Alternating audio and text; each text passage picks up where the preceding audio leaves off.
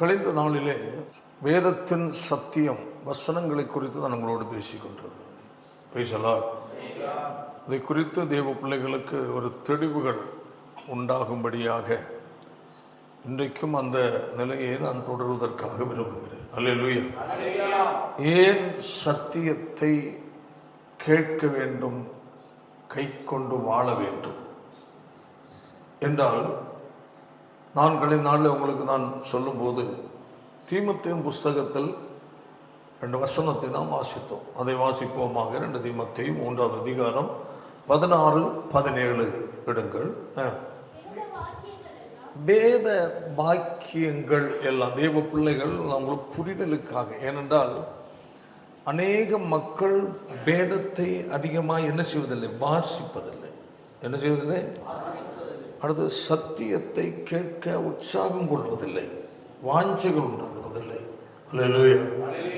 கேட்டாலும் அதை ஒரு பெரிதாக மனதில் என்ன செய்வதில்லை, வைத்துக் கொள்வதில்லை. உலக பிரகாரமாக ஏதாவது ஒரு காரியத்தை கேட்கிறோம், சில கதைகளை கேட்கிறோம், சில பாடலை கேட்கிறோம், சில காரியங்கள் பார்க்கும்போது அதை பார்த்து அப்படியே மறந்து விட்டு விடுகிறோம். ஆனால் உலகத்திற்குரிய எந்த காரியங்களும் நம்முடைய இருதயத்தில் வைக்க வேண்டியவைகள் அல்ல. நாம் வைக்க வேண்டியது தேவனுடைய வார்த்தை மட்டும். தேவனுடைய வார்த்தையால் நம்முடைய இருதயம் என்ன செய்யப்பட வேண்டும், நிரம்பி இருக்க வேண்டும். அதற்கு நாம் பிரயாசப்பட வேண்டும். அல்லேலூயா. அதிகமாய் நாம் எதன் மேல் நாட்ட வைக்கிறோமோ அதன் மேல் அதிக கவனம் செலுத்தி அதில் செயல்படுவோம். எதை அதிகமாய் கேட்கிறோமோ அது நம்முடைய மனசில் இருக்கும். எதை அதிகமாய் படிக்கிறோமோ அதுதான் நமக்குள்ள இருக்கும். ஏதோடு அதிக நேரங்களை செலவிட்டு கவனத்தை வைக்கிறோமோ அந்த காரியங்கள் தான் எப்பொழுதும் நம்முடைய ஞாபகத்தில் வந்து கொண்டிருக்கும். அல்லேலூயா. ஆனால் இயேசு கிறிஸ்துவை ஏற்றுக்கொண்ட ஒரு தேவனுடைய பிள்ளை, அல்லேலூயா, அவர்கள் நம்முடைய இருதயத்தில் வைக்க வேண்டிய மிக மிக முக்கியமான பொக்கிஷம் என்னவென்றால், ஆமென், அதுதான் கர்த்தருடைய வார்த்தை. ஏனென்றால் கர்த்தருடைய ஆவியானவர் என்ன சொல்லி இருக்கிறார் என்றால், அவர் வந்து சகல சத்தியத்துக்குள் நம்மளை நடத்துகிறவர். நான் உங்களுக்கு சொன்னதிலிருந்து அவர் உங்களுக்கு என்ன செய்வது, நினைப்பூட்டுகிறார். நான் சொன்னதை உங்களுக்கு சொல்லுகிறார். அல்லேலூயா. அப்போ அவர் சொன்ன வார்த்தை நம்முடைய உள்ளத்தில் இருந்தால் நமக்கு அதை என்ன செய்வது, நினைப்பூட்டுவார். உள்ளத்தில் இல்லை என்றால் ஆவியானவர் நினைப்பூட்ட மாட்டார். அநேகருடைய வாழ்க்கையில் கவனிங்கள், நல்லா கொஞ்சம் ஆவி நிரம்பி விடுதலையோடு கைத்தட்டி ஆராதித்து ஒரு விடுதலை பெற்று விட்டால் பரவாயில்லை என்று ஆராதனை நன்றாக இருந்தது, விடுதலையாக இருந்தது, அப்பப்போ ரொம்ப நாளை பிறகு என்னைதான் ஆவியில் நிரம்பின சந்தோஷமா இருக்குன்னு நம்ம சொல்றோம். அந்த சந்தோஷம் நீடிக்கிறதல்ல. அந்த சந்தோஷம் நீடிக்கிறதல்ல. நல்லா புரிந்து கொள்ளணும். நீங்க எதெல்லாம் நிரம்புறீங்க, பரிசுத்த ஆவியில நிரம்புறீங்க, என்னதான் பேசுறீங்க, அந்நிய பாஷை தான் பேசுறீங்க. அல்லேலூயா. நல்ல விடுதலையா ஜெபம் பண்ணீங்க, நல்ல விடுதலை ஆராதித்தீங்க, நல்ல மகிழ்ச்சியோடு ஆராதித்தீங்க. அந்த நேரம் உங்களுக்கு எப்படி இருக்கு, திருப்தியா இருக்கு, சந்தோஷமா இருக்கு. ஆனால் அது நிலைத்திருப்பதில்லை. அல்லேலூயா. ஆமென். ஏனென்றால் நமக்குள், அதாவது நல்லா புரிந்து கொள்ளுங்க, வெறும் தண்ணியை மட்டும் குடிச்சிட்டு இருந்தா நம்ம பலவானா இருக்க முடியுமா? முடியாது. அடுத்து என்ன வேணும்? உணவு தேவைப்படுகிறது. அல்லேலூயா. உணவு தான் நமக்கு என்ன கொடுப்பது, ஆரோக்கியத்தை கொடுப்பது. ஆமென். அப்போ பரிசுத்த ஆவியாகிய ஜீவஜல நதியை பருகுகிறோம், அது மிக முக்கியம். ஆனால் அதோடு அதே போல மிக முக்கியம் வேதத்தின் சத்தியமாகிய உணவு நமக்கு மிகவும் முக்கியம். அல்லேலூயா. அப்போ அந்த வேதத்தின் சத்தியம் நமக்கு ஆரோக்கிய உணவாய் மாறுகிறது, வளர்ச்சிக்கு எதுவானது. அல்லேலூயா. பரிசுத்த ஆவியான நம்முடைய தாகத்தை தீர்ப்பது மட்டுமல்ல, அந்த உணவை என்ன செய்ய பண்ணுகிறது, செரிக்க பண்ணுகிறது. அதான் அந்த வாசித்தோம். அந்த வாசிப்பு கூட வேத வாக்கியங்கள் எல்லாம். அப்போ ஒரு தேவனுடைய பிள்ளை புரிந்து கொள்ள வேண்டும், என்னுடைய கையில் கர்த்தர் கொடுத்திருக்கிற வேதத்தில் இருக்கிற கர்த்தருடைய வார்த்தை யாருடையது அல்ல, மனிதனுடையது அல்ல. ஆமென். மனிதன் தன் அறிவிலேயோ ஞானத்திலேயோ யூகத்திலேயோ என்ன செய்தல்ல, எழுதி ஆயத்தப்படுத்துறதான புஸ்தகம் அல்ல என்பதை முதலாவது உறுதிப்படுத்த வேண்டும். அல்லேலூயா. அந்த தெளிவு உங்களுக்குள் இருந்தால்தான் ஆமென் வேதத்தின் மேல் நமக்கு என்ன வரும்? ஒரு நாட்டம் வரும். கர்த்தர் அல்லேலூயா. தேவனுடைய ஆவியினால் ஆமென்.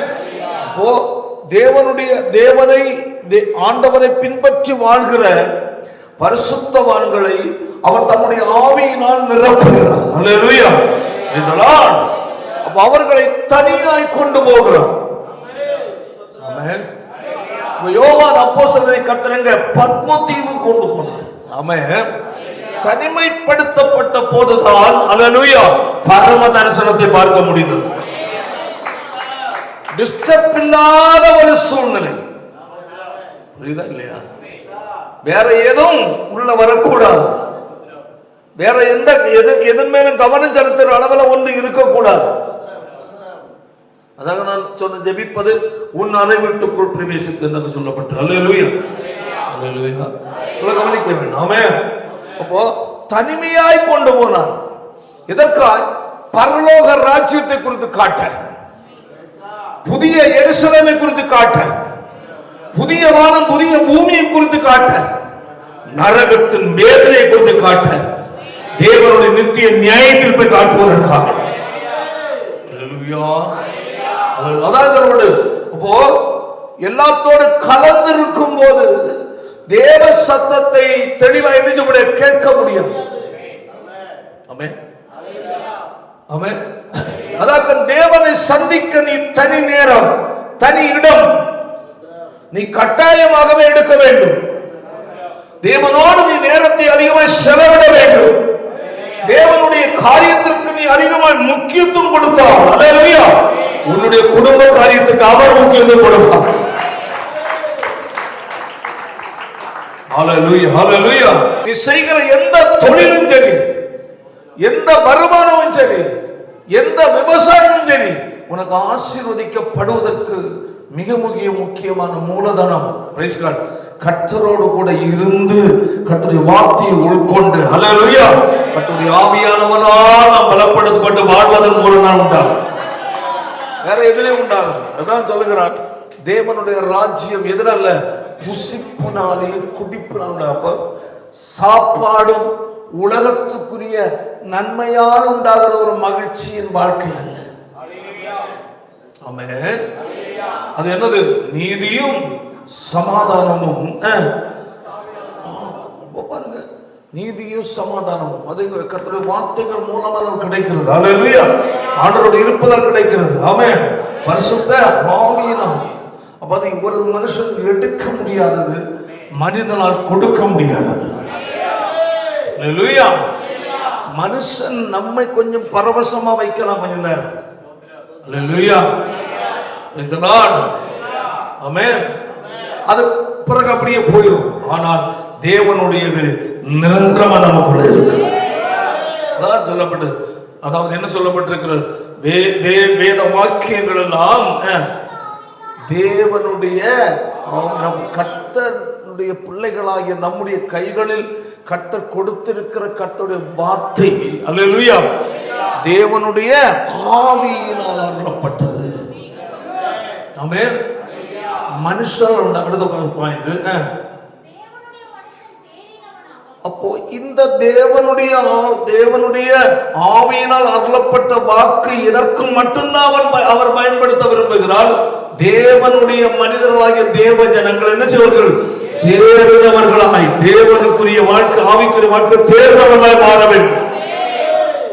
அப்ப நமக்கு ஆவிக்குரிய உணவே இதுதான். சரீரத்திற்கு உணவு பலது உலகத்தில் இருக்கு. அல்லேலூயா. பணம் இருக்கிறவங்க அதுக்கு வாங்கி சாப்பிட்டு விடலாம். ஆனாலோ உள்ளான மனிதன் ஆரோக்கியம் உள்ளவனாய் காணப்பட வேண்டும் என்றால் அதற்கு சத்திய வசனம் தான் நமக்கு.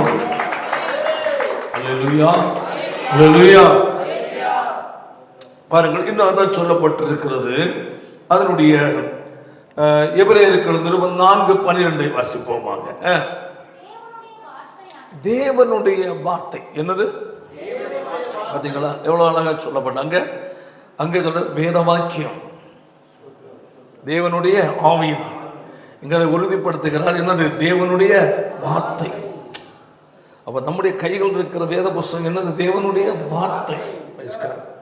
அப்போ தேவனுடைய வார்த்தையை அதாவது நல்லா புரிந்து கொள்ளணும். அது உங்களுக்கு ஒன்று கூட கர்த்தருடைய புஸ்தகத்தை தேடி வாசிங்க.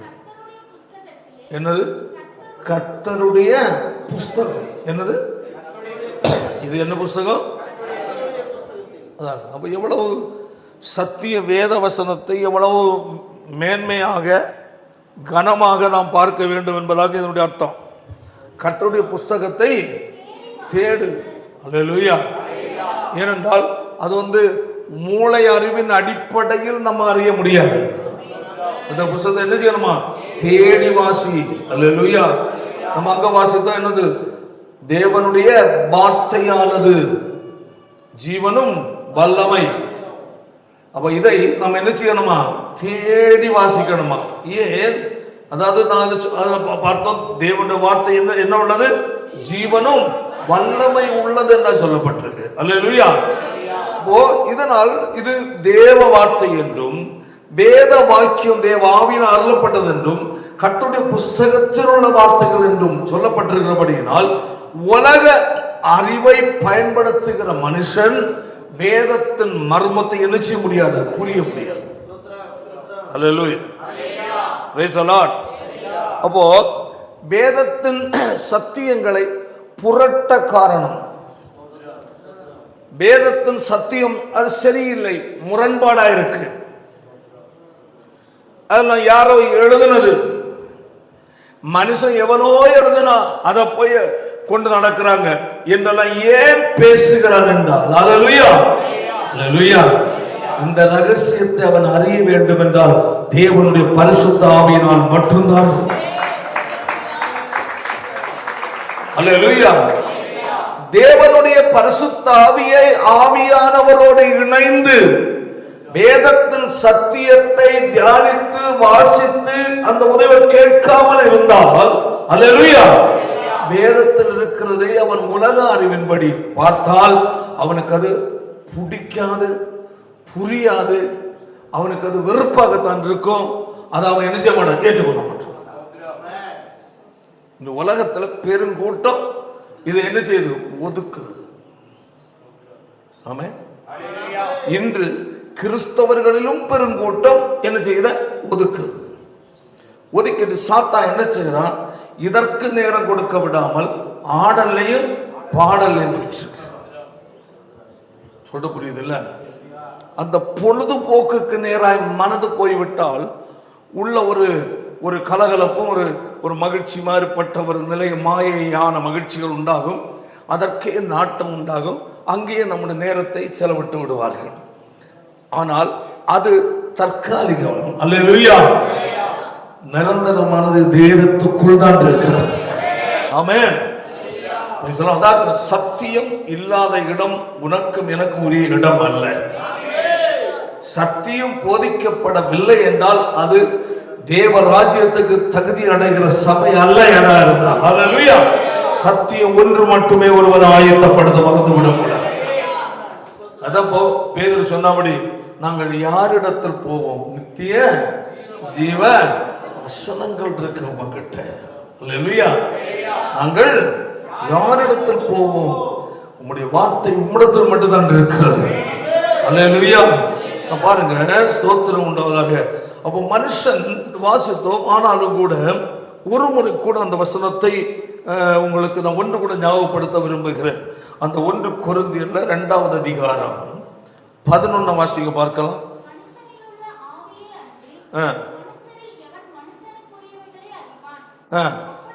நல்லா கவனிங்க. மனுஷனுடைய ஆவி, அப்போ இயற்கை, அவனுக்கு இருக்கிற அந்த ஒரு ஆவி, மனுஷ ஆவி இருக்கிறபடியினால் அவன் எதை குறித்து சிந்திப்பான்? மனுஷனுக்குரியதை அறிவான். அடுத்தது, அப்படி போல தேவனுடைய ஆவியை அன்றி தேவனுக்குரியவைகளை அறிய மாட்டான். ஆமென். அல்லேலூயா. அப்ப தேவனுக்குரியவைகளை அறியணும்னா அவனுக்குள்ள என்ன வேணும்? தேவனுடைய ஆவியினா. ஒரு காலத்தில் தேவ ஆவியில நிரப்பப்பட்டவர்கள், கவனி, அல்லேலூயா, அல்லாஹ் இருந்தவர்கள் தேவனுடைய ஆவியானவரை ஒதுக்கிவிட்டு சுய அறிவுக்கு நேர மனதை கொண்டு போகும் போது அன்றிருந்த இனிமை இப்பொழுது இருக்கிறதில்லை. சொல்ற புரியுதா இல்லையா? நல்ல அது தேவ பிள்ளைகளுடைய வாழ்க்கையிலே புரிந்து கொள்ள வேண்டும். அல்லேலூயா. ஒரு காலத்துல ஆவியில் களி கூர்ந்து பரிசுத்த ஆவியானவரோடு இணைந்து வேத சத்தியத்தை தியானித்து மகிழ்ந்து கொண்டிருந்த உள்ளங்கள், அல்லேலூயா, பரிசுத்த ஆவியானவர்களான உறவு கட்டாகும் போது அல்லது அவரோட ஐக்கியத்தில் குறைபடும் போது வேதத்தின் சத்தியங்களுடைய இனிமை என்ன குறைந்து. புரியுதா இல்லையா? தேவ பிள்ளைகளும் நீங்க புரிந்து கொள்ள வேண்டும். அல்லேலூயா. நீங்கள் ஆவிக்குள் இருக்கும் போது மட்டுமேதான் இந்த வார்த்தை உங்களை ஆரோக்கியப்படுத்தும் என்பது மறந்துவிடும். ஆவியானுடைய துணை இல்லை என்றால் வேதத்தின் சத்தியத்தினால் உண்டாகிற மேன்மையை நான் ருசிக்க முடியாது. புரியுதா இல்லையா? ஆவிக்குள்ள இருக்குன்னு சொல்றது. ஆமென். அல்லேலூயா. வாசிப்பானுடைய ஸ்தோத்திரம் 12ஆம் வசனம் வாசிப்போம். நாங்களோ உலகத்தின் ஆவியை பெறாமல் தேவனால் எங்களுக்கு அருளப்பட்டவைகளை அறியும்படிக்கு தேவனிடத்திலிருந்து புறப்படுகிற ஆவியை பெற்றிருக்கிறோம். கையை தலையில சொல்லுவோம். அல்லேலூயா. நாங்களோ எந்த ஆவி அல்ல, உலகத்தின் ஆவி அல்ல. அப்ப உலகத்தின் ஆவி ஒரு மனிதனுக்குள் இருந்தால் உலகத்துக்குரியவைகளையே யோசிப்பான்.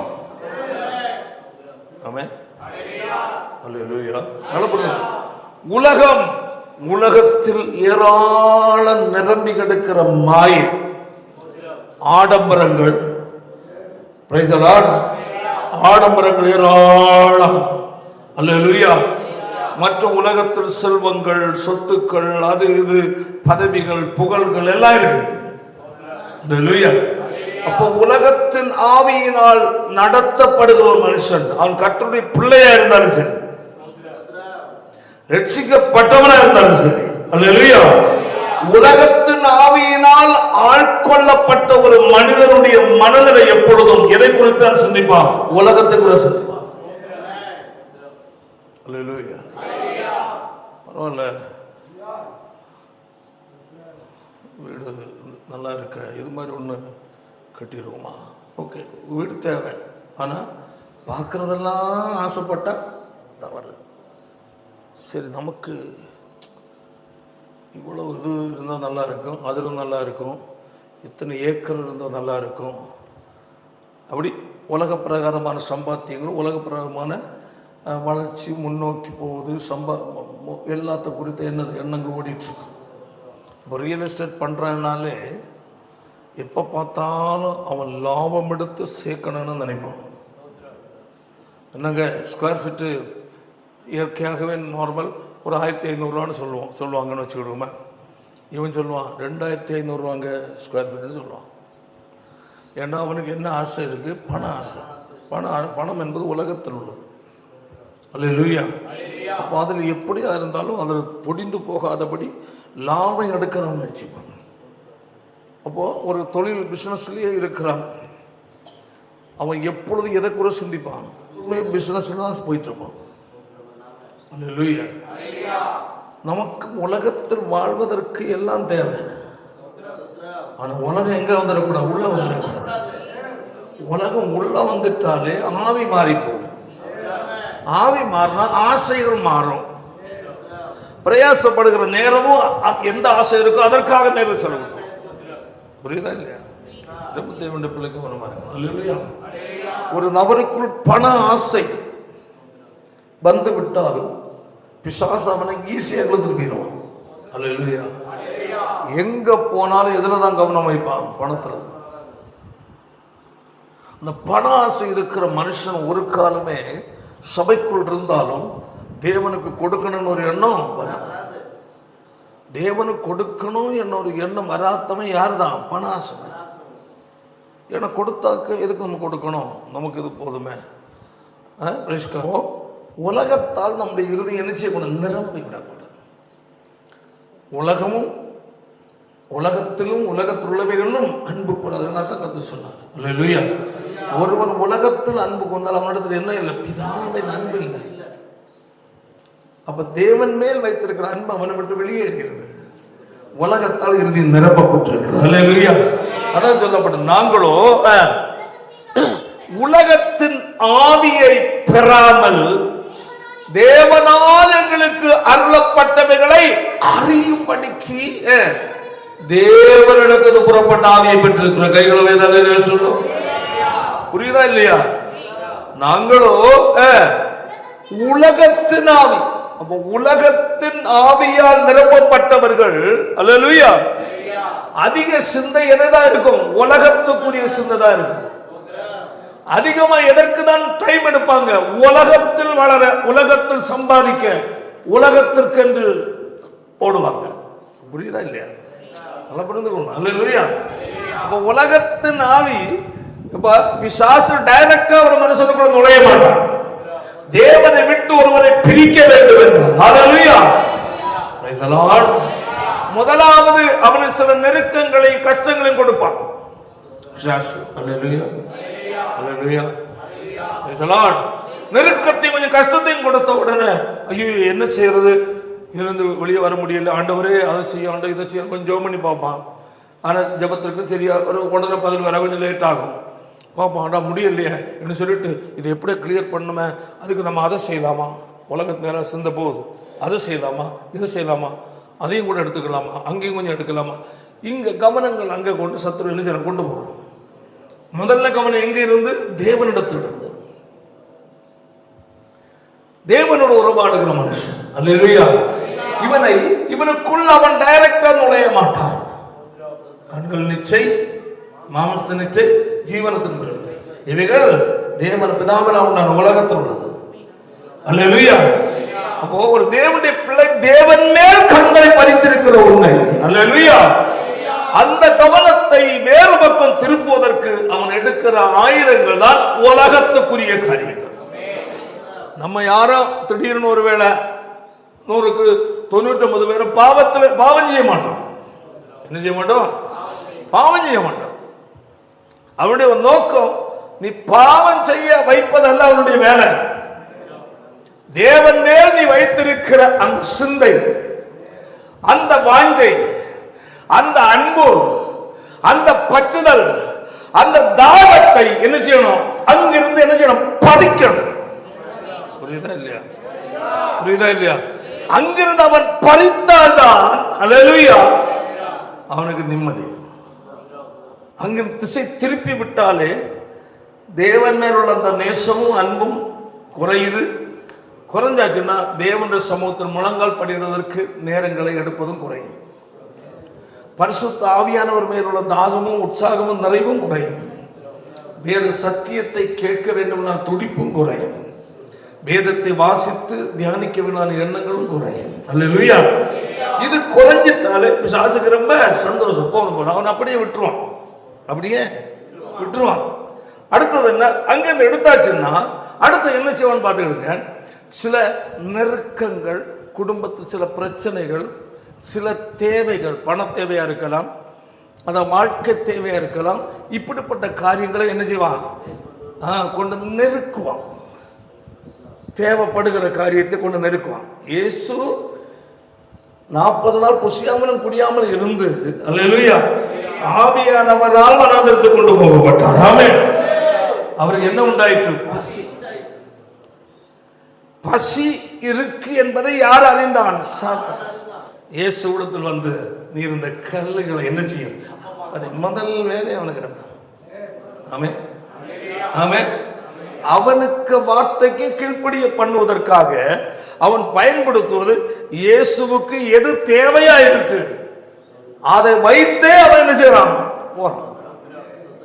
சொல்ல புரியுது இல்ல? நல்ல அல்லேலூயா சொல்ல வாய்தான். அல்லேலூயா. புரிந்து கொள்ள வேண்டும். அதுபோல் உன் தேவை, நீ எதை அதிகமாக விரும்புவாய், எது உனக்கு தேவை என்பதை அல்லேலூயா தடுப்பான். என்ன செய்வான்? தடுப்பான். தடுத்து தேவன் வைத்திருக்கிற நாட்டமும் வாஞ்சையும் தாகமும் எல்லாத்தையும் என்ன செய்வான்? குறை போடுற. இப்போ ஜெபம் பூரா எதற்காக? பிரச்சனைக்காக. முதல்ல ஜெபம் என்ன? ஏசப்பா உங்க பிரசனத்தை என்ன நிரப்புன்னு. ஆமென் ஆமென். ஏசப்பா புதிய பாசை எனக்கு தாருமப்பா. நான் தேசத்துக்கு ஜெபிக்கிற ஜெபிக்கிற மாறுமப்பா. ஆத்மா பாரமுள்ள மனுஷனை மாற்றுமப்பா. நான் சபைக்குள் பயன்படுகிற ஒரு மனிதனை என்னை மாற்றுமாட்டவர். இப்படி தேவனுக்குரிய காரியத்தின் மேல அதிகமான நாட்டத்தோடு என்ன பண்ணிட்டு இருந்தோம்? ஜெபித்துக் கொண்டிருந்தோம். அல்லேலூயா. இப்ப அந்த கவனத்தை திருப்புவதற்காக பல காரியங்களை தடுத்தார். உடனே நம்முடைய அங்கு தேவன் வைத்திருந்த அந்த நேசம், அந்த அந்த டேஸ்டா இனிமையான ஜபங்கள், தாகம் கொண்ட இருதயம் எல்லாம் குறைஞ்சி பிரச்சனை எங்க வருது? உள்ள வர ஆரம்பிக்கிறது. நல்லா கவனிங்க. உடனே நம்முடைய கவனம் எங்க போகுது? பிரச்சனையை குறித்து சிந்திக்க போகுது. புரியுதா இல்லையா? நேரம் நம்ம பிரச்சனை குறித்து என்ன செய்ய சிந்திக்கல. அவ்வளோ பெரிய பிரச்சனை நமக்கு இல்லை, எல்லாம் ஓரளவில் அனுகூலமாக இருந்துட்டோம். சரி, சின்ன சின்ன இருந்தாலும் நம்ம அதை பெருசாக எடுக்கல. தேவன் மேல் சிந்தை போயிட்டு இருந்தோம். இப்போ சிந்தையை எங்கே மாற்றான்? இங்கே மாற்றான். பிரச்சனை இது இல்லையே, என்ன பண்ணலாம்? அந்த கவலை வருது. வசனமே சொல்லுது, ஸ்தோத்திரம், அல்லேலூயா. அந்த கவலை வந்தோட எதற்கு இனிமை இல்லை. தேவ சமூகம் முழங்கால் படியிடுறோம், ஜெபிக்கிறோம், ஆனால் அந்த பழைய இனிமை இல்லை. எதற்காக ஜெபிக்கிறோம்? பிரச்சனைக்காக ஜெபிக்கிறோம். ஜெபத்தின் பாணியை மாறும். அல்லேலூயா. அப்போ பிரச்சனை நாலாம் வழியிலும் பல பிரச்சனை கொண்டு வரோம். நம்ம சுத்தி பார்த்தா என்ன வருது? பிரச்சனை. இப்போ எல்லா நேரமும் எதற்காக ஜெபம் பண்ணணும்? சொல்லு. பிரச்சனைக்காக. முதல்ல எப்படி ஜெபம் பண்ணணும்? சபைக்காக. எப்படி ஜெபம் பண்ணணும்? ஆவியில் வளர. எதற்காக? தேசத்திற்கா. ஆமென். எதற்காக? சபைக்குள்ள விசுவாசிகளுக்கா. இதற்காக ஜெபம் பண்ணுது. இப்போ ஜெபம் பூரா என்னது? பிரச்சனைக்கு. இப்போ உலகத்துள்ளதை சிந்திக்க வைக்கிறான். இப்போ உலகத்துள்ளவைகளை நீ நிரந்தரமா சிந்திக்கணும்னா அதை குறித்த ஒரு கவலை, உலகத்தின் ஆவியை உள்ள கொண்டு வரோம். இப்போ உலகத்துக்குரிய என்ன உண்டாகுது? கவலையில் இருக்குது. எப்போ பார்த்தாலும், ஏன்னா கர்த்தருக்குள் சந்தோஷமா இருங்கள், எப்பொழுதும் சந்தோஷமா இருங்கள்னு நான் உங்களுக்கு சொல்றாரு. எப்படிதான் சந்தோஷமா இருக்கணும்? கர்த்தருக்குள்ளதான் இருக்க முடியும். அல்லேலூயா. இப்ப கர்த்தருக்கும் உனக்கும் உங்களுக்கு இடையில என்ன வந்துருச்சு? உலகம் வந்துருச்சு, பிரச்சனை வந்துருச்சு. அல்லேலூயா. ஐயத்தை அல்லேலூயா சொல்லு. பேசுற புரியுதா இல்லையா? ஆமென். அப்ப நம்ம அந்த பிரச்சனைக்காக ஜெபிக்க ஆரம்பிக்கிறோம். பிரச்சனைகள் நீங்கின பாடு இல்லை. பிரச்சனைகள் நம்ம ஜெபம் பண்ண சில பிரச்சனை அதிகம் ஆகும்.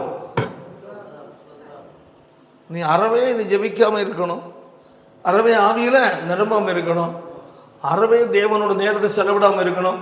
அதற்குள்ள வேலையை அவன் செய்வாங்க. கொஞ்சம் இந்த தந்திரத்தை அறிந்தவர்கள் அல்லேலூயா. பிரச்சனை என்ன வந்தால் ஆமென், என் தேவனுக்கு தெரியாம வராது. எல்லாவற்றுக்கும் மேல என்னுடைய அருமை ஆண்டவர். பாருங்க, நமக்கு சில பிரச்சனைகள் இருக்குன்னு வச்சுக்கிடுவோமே. அல்லேலூயா. நம்மகிட்ட ஆண்டவர் கேட்கிறார், நிறைய பிரச்சனையோட வந்து ஆண்டவர் சமூகத்தில் வந்து இருக்கிறோம். நம்ம பல தேவை இருக்கு. உங்களுக்கு என்னங்க வேணும்? என்ன தேவை? உங்களுக்கு எது தேவைன்னு கேட்டால் எனக்கு பணம் தேவைன்னு சொல்லுவோம், சில சரீர சுகம் தேவைன்னு சொல்லுவோம், சில வேலை வேணும் தேவைன்னு, சில ஏதோ ஒன்று சொல்லிட்டு இருப்போம். ஆனால் எல்லாவற்றுக்கும் பதில் யாரிடத்தில் இருக்கு? தேவனிடத்தில் இருக்கு. ஆமென். அப்போ நமக்கு நம்ம சொல்லுவோம், எனக்கு இத்தனை 1000 ரூபா உண்டான பரவாயில்ல, இத்தனை லட்ச ரூபா இருந்தால் பரவாயில்ல, அதையே நம்ம பேசுவோம், சிந்திப்போம்.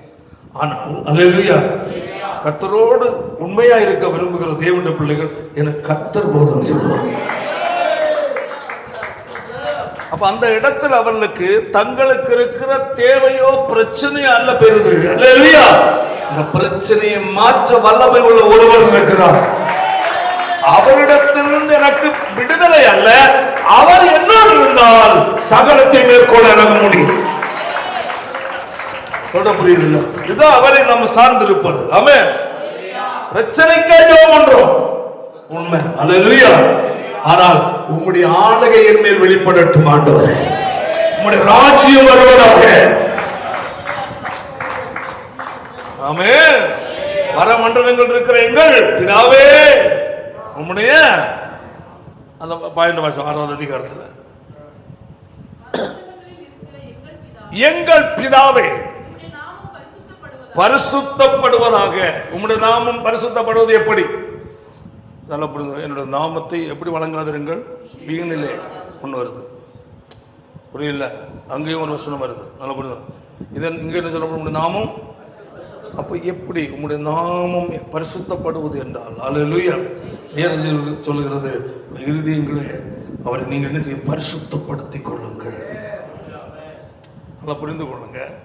உள்ளான இருதயத்துக்குள் ஆண்டவர் மேல் உள்ளதான அவருடைய நாமத்தின் மேல் வைத்திருக்கிற விசுவாசம், அந்த தாகம், அந்த எதிர்பார்ப்பு களங்கம் அடியாதபடி நீ காத்துக்கொள்ளணும், புரியல? அவருடைய நாமம் எப்படி பரிசுத்தப்படும்? உன்னுடைய வாழ்க்கை நிமித்தம் அவருடைய நாமம் மகிமைப்படுவது, அவர் நாமம் பரிசுத்தப்படுவது. உன்னுடைய பேச்சின் மூலம் அவன் நாமம் தூசிக்கப்படுகிறது என்றால் அவருடைய நாமம் களங்கப்படுது. சொல்ல புரியுதா இல்லையா? உன்னுடைய நேர்மையற்ற செயல்பாடுகளும் நடக்கையும் அவருடைய நாமத்தை பரிசுத்தப்படுத்தாது, மகிமைப்படுத்தாது, அவருடைய நாமத்துக்கு களங்கம் உண்டாகும். புரியுதா இல்லையா? நாம் சிந்தையில் அல்லேலூயா அவரை குறித்து மேன்மையா விசுவாசத்தோடு சிந்திப்பது, அல்லேலூயா, அவருடைய நாமம் நமக்குள் பரிசுத்தமாக்கப்படுகிறது. அன்றாட நம்முடைய வாழ்க்கையில் செயல், நடைமுறை, பேச்சு, சிந்தைகள், மற்றவர்கள் மத்தியில் வாழ்கிற சாட்சியின் மூலம் அவருடைய நாமம் என்ன செய்யப்படணும், பரிசுத்தப்படணும். அவருடைய நாமம் பரிசுத்தப்பட்ட அவருடைய நாமம் மகிமைப்படும். அவர் நாமம் மகிமைப்படாமல் நான் செய்வது, சிந்திப்பது, நடந்து கொள்வதெல்லாம் அவருடைய நாமம் என்ன செய்வது, பரிசுத்தப்படுவதல்ல. அவருடைய நாமம் களங்கப்படுவது, அவருடைய நாமம் தூசிக்கப்படுவது. புரியுதா இல்லையா? பரிசுத்தம் என்பது சிந்தனையில் அவருடைய நாமம், பேச்சில் அவருடைய நாமம், ஆமென், நடக்கையில் அவருடைய நாமம் பரிசுத்தப்படும். பார்வையில், பார்வை ஓகே, அவருடைய பார்வையே சரியில்லை, அவருடைய முழிக்கிற மொழியை பாரு, ஒரு மாதிரி தான் தப்பான நிலையெல்லாம் பார்க்குறா என்று சொல்லுவதே அவருடைய நாமம் என்ன செய்யப்படும், பரிசுத்த கலங்கப்படும். பார்த்தீங்களா? எவ்வளோ காரியங்கள் நம்ம யோசிக்க வேண்டியிருக்கு. உங்களுடைய நாமம் பரிசுத்தப்படுவதாக. அடுத்தது, உங்களுடைய சத்தமாக சொல்லுங்க, ராஜ்யம். என்னது ராஜ்யம் என்றால் அவருடைய ஆளுகை. என்னது? அவருடைய ஆளுகை. அவருடைய ஆளுகை. இது ஒரு தேவனுடைய பிள்ளை ஜெபிக்க வேண்டிய ஜெபங்களா? கையை தலையிலே சொல்லுவோம், அதனாலே சொல்லுவோம், உங்களுடைய ராஜ்யம் வருவதாகப்பா என்றால் உன் வீட்டில் தேவனுடைய முழு ஆளுகைக்கு நீ ஒப்பு கொடுக்கிறாய். முதல்ல ஏன் பரிசுத்தப்படுவதாக சொல்லு? காரணம், பரிசுத்தம் இல்லாம இடத்தில் அவருடைய ஆளுகை வெளிப்படாது. புரியுதா இல்லையா? பரிசுத்தம் இல்லாத இடத்தில் அவருடைய ஆளுகை இல்லை. புரியுதா இல்லையா? ஆமென். அவருடைய ஆளுகை உன் வாழ்க்கையில் வெளிப்படணும்னா உன் தனிப்பட்ட வாழ்க்கை, ரகசிய வாழ்க்கை எல்லாம் அவருடைய நாம என்ன செய்யணும், பரிசுத்தப்படணும். ஒரு குடும்பத்தில் தேவனுடைய ஆளுகை, ராஜ்யம் உண்டாக வேண்டும், ஆளுகை வெளிப்பட வேண்டும் என்றால் ஒரு குடும்பத்துக்குள் பரிசுத்த குலைச்சல் உண்டாகாதபடி அதை காத்துக் கொள்ள வேண்டும். ஆமென், ஆமென். நீ தனிநபராக இருக்கலாம், கணவன் மனைவியா இருக்கலாம், அல்லேலூயா. பரலோக பிதாவே, உம்முடைய ஆளுகை, உம்முடைய ராஜ்யம் என் வாழ்க்கையில் வரட்டும். அந்த ராஜ்யம் என்று கூப்பிட்டுட்டால அது நிறைய காரியம். கையை வைத்தால் சொல்லு, என்ன புரிந்து கொள்ள வேண்டும். ராஜ்யம் இப்போ நல்லா புரிந்து கொள்ளுங்க. இந்தியாவை, நம்முடைய நாட்டை ஆண்டு கொண்டிருக்கிற ஒரு ஆளுகை இருக்கு. எங்க நாடு யார் ஆள்றா? பிஜேபி ஆட்சி. அந்த பிஜேபி கவர்மெண்டினுடைய கொள்கைகளும் ஒழுங்குமுறைகளும் சட்டத்திட்டங்களும் அவர்கள் வைத்திருக்கிற எல்லா விதமான ரகசிய காரியங்களையும் இந்த ஆளுகையில் நுழைப்பதற்கு திட்டம் போடுவாங்களா இல்லையா? போடுவாங்க. புரியுதா இல்லையா? அப்போ உம்முடைய ராஜ்யம் என்றாலே உம்முடைய ஆளை என்பது அர்த்தம். புரியுதா இல்லையா? நல்லா கவனிக்கணும். பிரமண்டல ஜெபம் சாதாரண ஜெபம் இல்லை. ஆமென், ஆமென். ஒவ்வொரு தனி நபரையும் பரலோகத்தின் தேவனுடைய ஆளுகை கொண்டிருக்கணும். அதற்கு நீ அவருடைய ஆளுகை உன்மேல், உன் குடும்பத்தின் மேல், உன் பிள்ளைகள் மேல் உண்டாக வேண்டும் என்றால் ஹல்லேலூயா, முதலாவது அவருடைய நாமம் உன் மூலம் பரிசுத்தமாக்கப்பட்டிருக்க வேண்டும். உன் வாழ்க்கையில் பரிசுத்தமாக்கப்பட்டிருக்க. ஏன்னா அவர் ராஜ்யம் என்றால் அவர் சேனைகள் கர்த்தர் எப்படிப்பட்ட பரிசுத்தர், அவர் பரிசுத்தர் என்று அவர் சொல்லுகிறார். அவருடைய பரலோகத்தில் பாவம் இல்லை, அங்க என்ன மட்டும்தான் இருக்கு? பரிசுத்தம் மட்டுமே.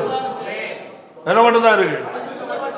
அப்படி என்றால் அவர் ஆளுகை செய்யற இடத்துல என்ன மட்டும்தான் இருக்கும்? பரிசுத்தம் மட்டும்தான் இருக்கும்.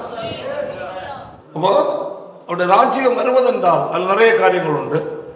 அவருடைய ஆளுகையின் கட்டுப்பாட்டுக்குள்ளும் அவருடைய அதிகாரத்து செலுத்துகிற நிலையில் உள்ள இடமாய் காணப்படுகிறது.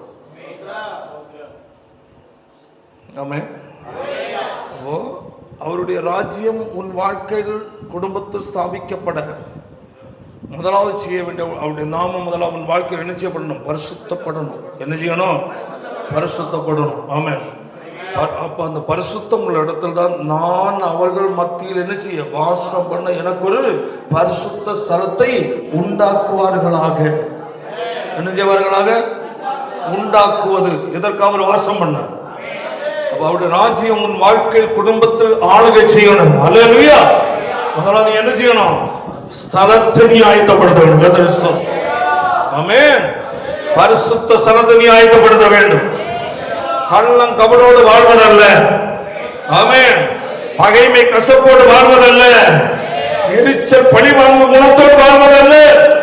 ஹல்லேலூயா. கர்த்தருடைய குணம் உனக்குள்ள காணப்பட வேண்டிய அவசியம். ராஜ்யம்.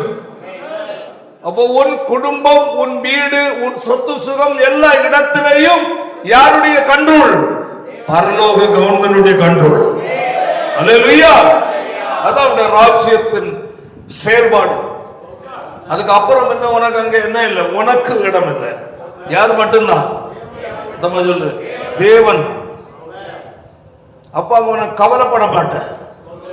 ஆமென். கவலை என்பது தேவனுக்குரியதல்ல, சாத்தானுக்குரியது. ஹல்லேலூயா.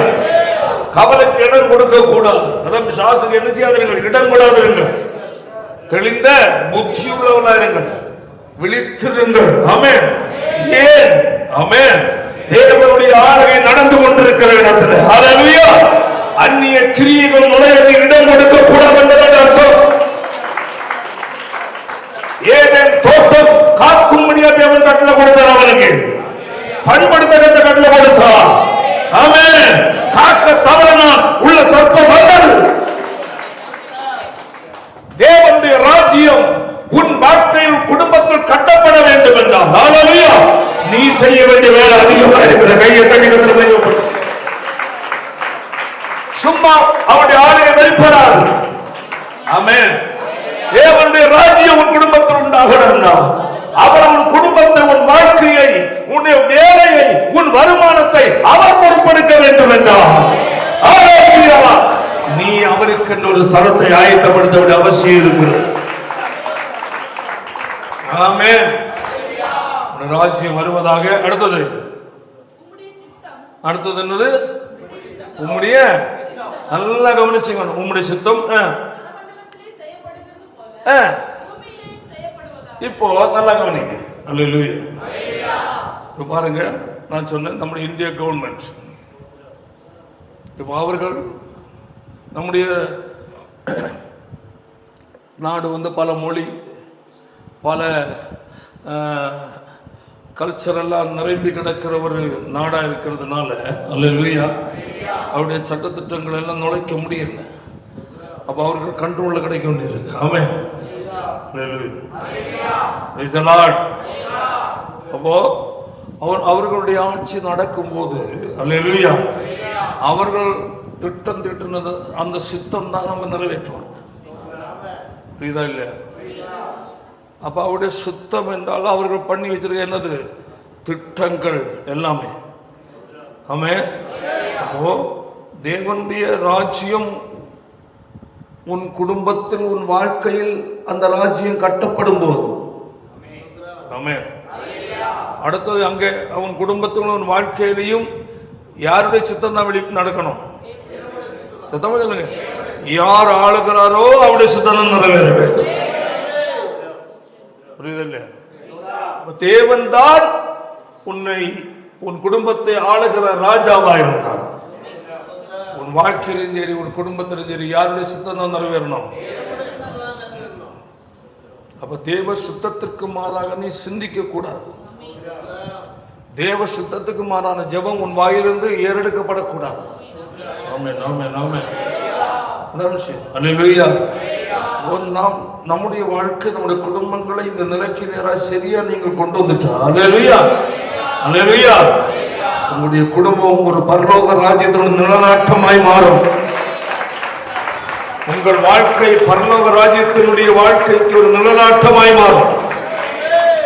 ஆமென், அல்லேலூயா, ஆமென். உங்களுடைய ராஜ்யம் வருவதாக, உங்களுடைய சித்தம் பரம செய்வதாக.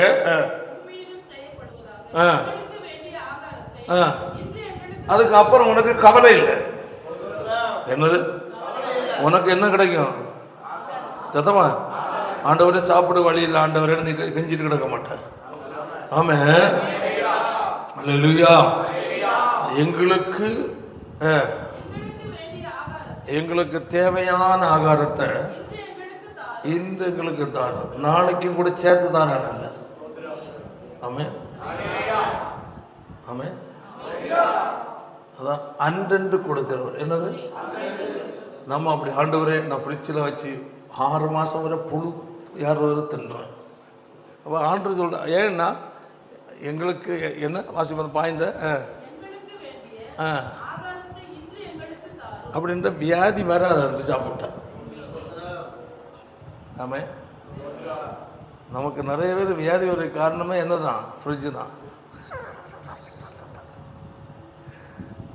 புரியுதா இல்லையா? எங்களுக்குள்ள ஆகாரத்தை இன்று எங்களுக்கு தேவன் அன்றென்று நம்மை போஷிக்க விரும்புகிற தேவன். நமக்குரியதை தேவன் நமக்கு கொடுப்பார். அதை புசிப்பது தேவனுடைய திட்டம். அப்போ இப்போ வேலை செய்யணும். வேலை செய்யறதுக்கு பலனை யார் கொடுக்கணும்? அவர் கொடுக்கணும். அவர் ஆளுகைக்குள் உன் வாழ்க்கை, சரீரம், உன் குடும்பம் இருந்தால் அல்லேலூயா உனக்கு என்ன கொடுப்பார்? பலனை கொடுப்பார். அவர் கொடுக்கிற சம்பாத்தியத்தில் அதுல என்ன இருக்க? வேதனை இருக்காது. அப்படின்னு வியாதி வராது. அந்த கையை சொல்லும். அந்த தேவன் அந்த அவருடைய ஆளுகை என்றாலே அல்லேலூயா அவருடைய சித்தம் நடக்க ஆரம்பிச்சது. சபையும் மறக்க மாட்டோம், யாரையும் ஜெபம் பண்ணவும் யாருக்கும் ஜெபம் பண்ணாமல் இருக்க மாட்டோம். தேசத்தை குறித்த ஒரு பாரம் நமக்குள்ள இருக்கும், ஆத்ம ஆராய்ச்சிகள் ஒரு ஆர்வம் இருக்கும், கர்த்தர் கொடுக்கணும் எண்ணங்கள் இதெல்லாம் வரும் அதில் அந்த ஆளுகைக்குள்ள. ஆமென், அல்லேலூயா. ஆகாரத்தை தாரும். அடுத்தது அடுத்த பாயிண்ட் தான் முக்கியம். ஏன்? அவர் ஆளுகை செய்தால் அல்லேலூயா அவரால் நீ போஷிக்கப்படுவாய். ஆமென். அடுத்தது அவர் எங்கள் கடனாளிகளுக்கு நாங்கள் நீர் மன்னித்தது போல நாங்கள் மன்னிக்கிறோம் என்றாங்க. அப்படியே போட்டிருக்கு இல்ல? எப்படி? நாங்கள் மன்னிக்கிறது போல எங்கள் கடன்களை மன்னி. அப்ப நாம் பிறருக்கு மன்னித்தால்தான் நம்மை கர்த்தர் மன்னிப்பார்.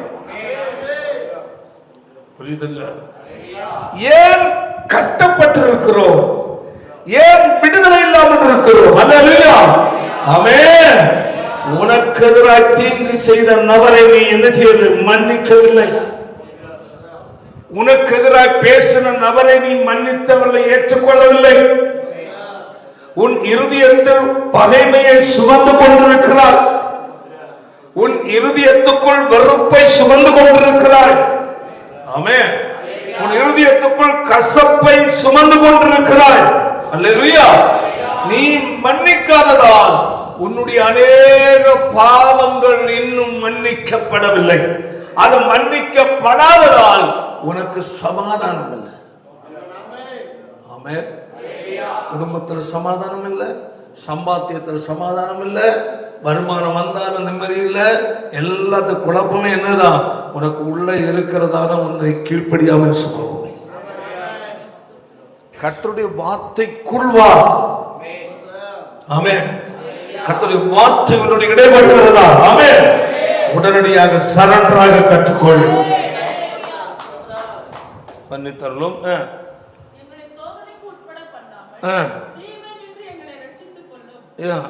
அப்போ அவருடைய ஆளுகை, அவருடைய ராஜ்யம் வந்துட்டாலே அதுக்கு என்ன விளக்குகிறார் பாருங்க. எதுக்கு அடுத்தது அது வருது? எங்கள் கடன்களுக்கு நாங்கள் மன்னிக்கிற போல மன்னியும். சோதனை. அப்ப மன்னிக்காவிட்டால் அடுத்து வருவது என்ன? சோதனைக்கு, பிரச்சனைகளை மாற்றம், பல நெருக்கம் வருகிறது. அல்லேலூயா. அதான் விஷயம். அப்போ வேதத்தின்படி தேவனுடைய ஆளுகைக்கு இடம் கொடுத்தது உண்மை என்றால் அதற்கு பிறகு சொல்லப்பட்டதுன்னா உன் வாழ்க்கையில வர இடம் கொடுக்கணும். நீ அல்லேலூயா. நீ நான் இப்படிதான் இருப்பேன்னு பிடிச்சிட்டு இருந்தா காலம் பூரா ஒரு விடுதலை இல்லாத மனுஷனா தான் இருப்பேன். ஆமென். உன்னுடைய ஆவிக்கிற வாழ்க்கையில் ஏன் விடுதலை இல்லை? சரீர பலவீனங்கள் இருந்தாலும் உள்ளான நிலையில் உனக்கு ஒரு மகிழ்ச்சி, ஒரு விடுதலை, ஒரு சந்தோஷம் உண்டாகணுமா? ஹல்லேலூயா. அவருடைய ராஜ்யத்தில் ஆளுகை உண்மையில் உண்டாக வேண்டும். பிரச்சனை, கஷ்டம், வியாதிகள், பலவீனங்கள் இல்லாத மனுஷன் இல்லை. ஹல்லேலூயா. அதன் மத்தியிலையும் கையை தலையில சொல்லுவோம், பரலோக சந்தோஷத்தால் நிரப்பப்படுகிற கூட்டம் தான் கர்த்தருடைய ஜனம். ஆமென். அடுத்தது கொள்ளும் ராஜ்யமும் வல்லமையும் மகிமையும் உம்முடையவைகளே என்று அங்க முடிக்கிறார். அல்லேலூயா. அவர்னால உங்களுக்கு விளக்குகிற கர்த்தரை பார்க்கிறோம். Praise God. அல்லேலூயா. அப்போ அவருடைய ஆளுகை உன் வாழ்க்கையில் வர வேண்டும் என்றால், அல்லேலூயா, அவருடைய வார்த்தைக்கு உன் வாழ்க்கையில் இடம் கொடுக்க வேண்டும்.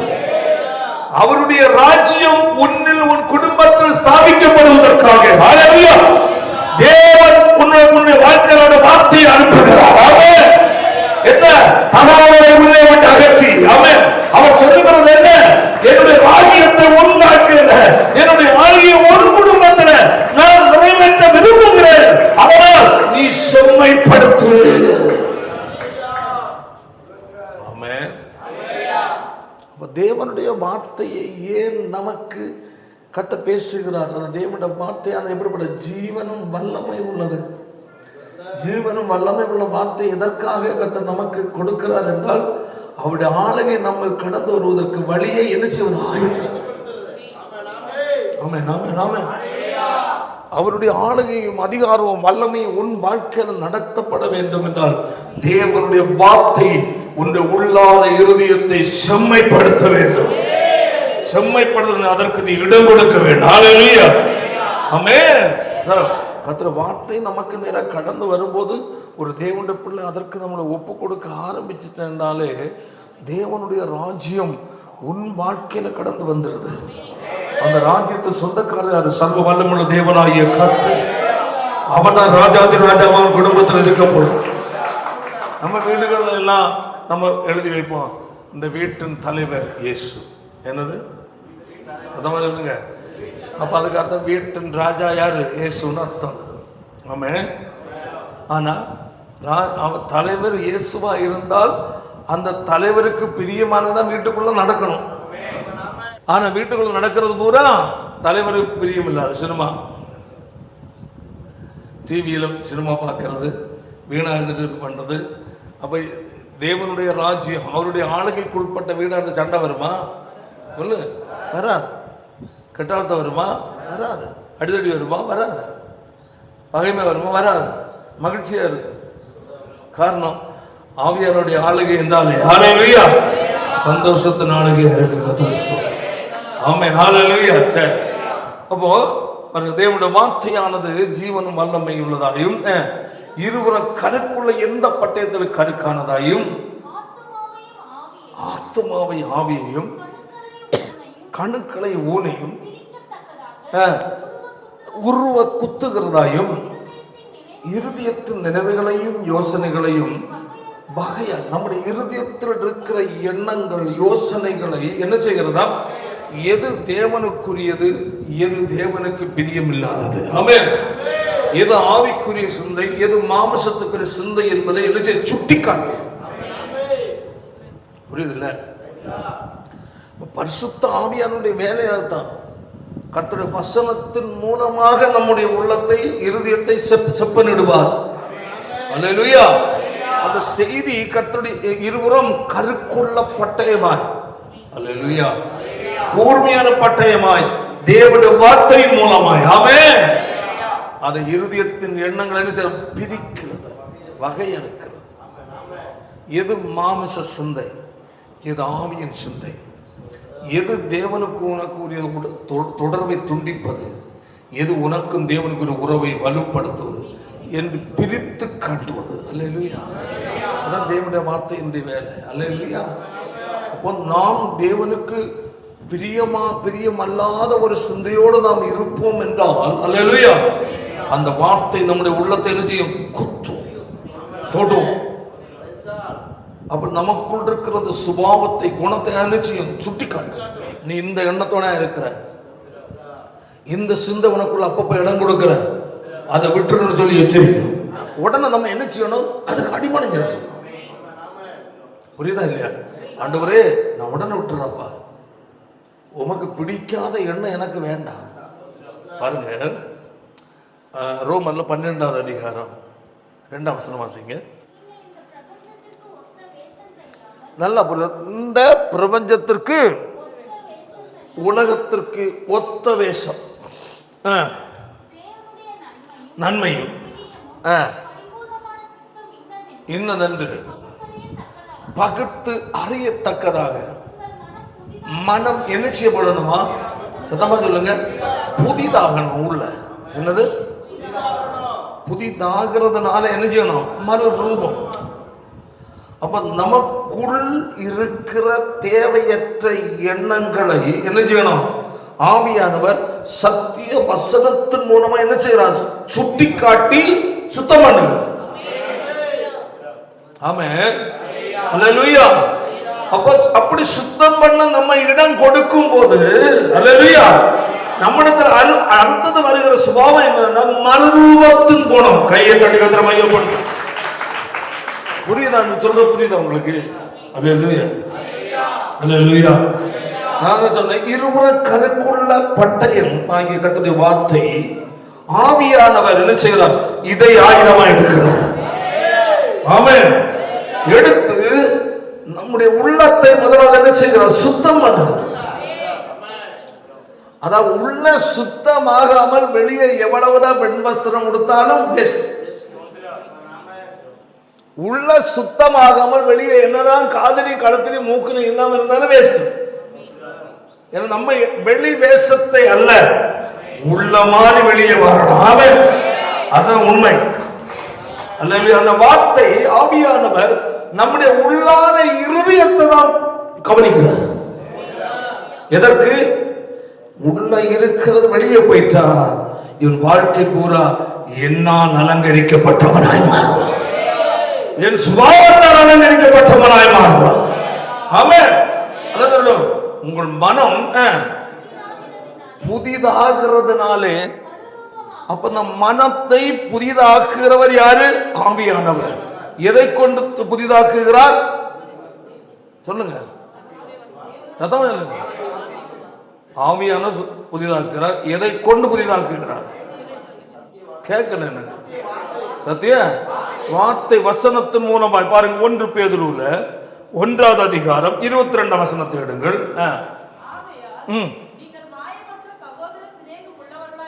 நீங்கள் மாயமற்ற சகோதர சிநேகம் உள்ளவர்களாகும் படிக்கு என்னது? நல்ல கவனி. ஆவியினாலே. பாத்தீங்களா? அங்க எதெல்லாம் வருது? அது எதெல்லாம் வருது? ஆவியும் அடுத்தது சத்தியம். ரெண்டும் என்ன செய்யாது? பிரியாது. ஆமென். சத்திய ஆகிய ஆவியாகி அவர் வரும்போது உங்களை என்ன செய்வார்? சகல சத்தியத்துக்கு. அவருடைய நோக்கமே தான். சத்தமா சொல்லு. ஆமென். அப்போ சத்தியம் இல்லாமல் நீ எவ்வளவு சத்தியத்தை கேட்டு கை கொள்ளாமல் எவ்வளவு நீ ஆவியில நிரம்பினாலும் அந்த விடுதலையும் சந்தோஷமும் தற்காலிகம். அதான் நேரம் வச்சுக்கணும். புரியுதா இல்லையா?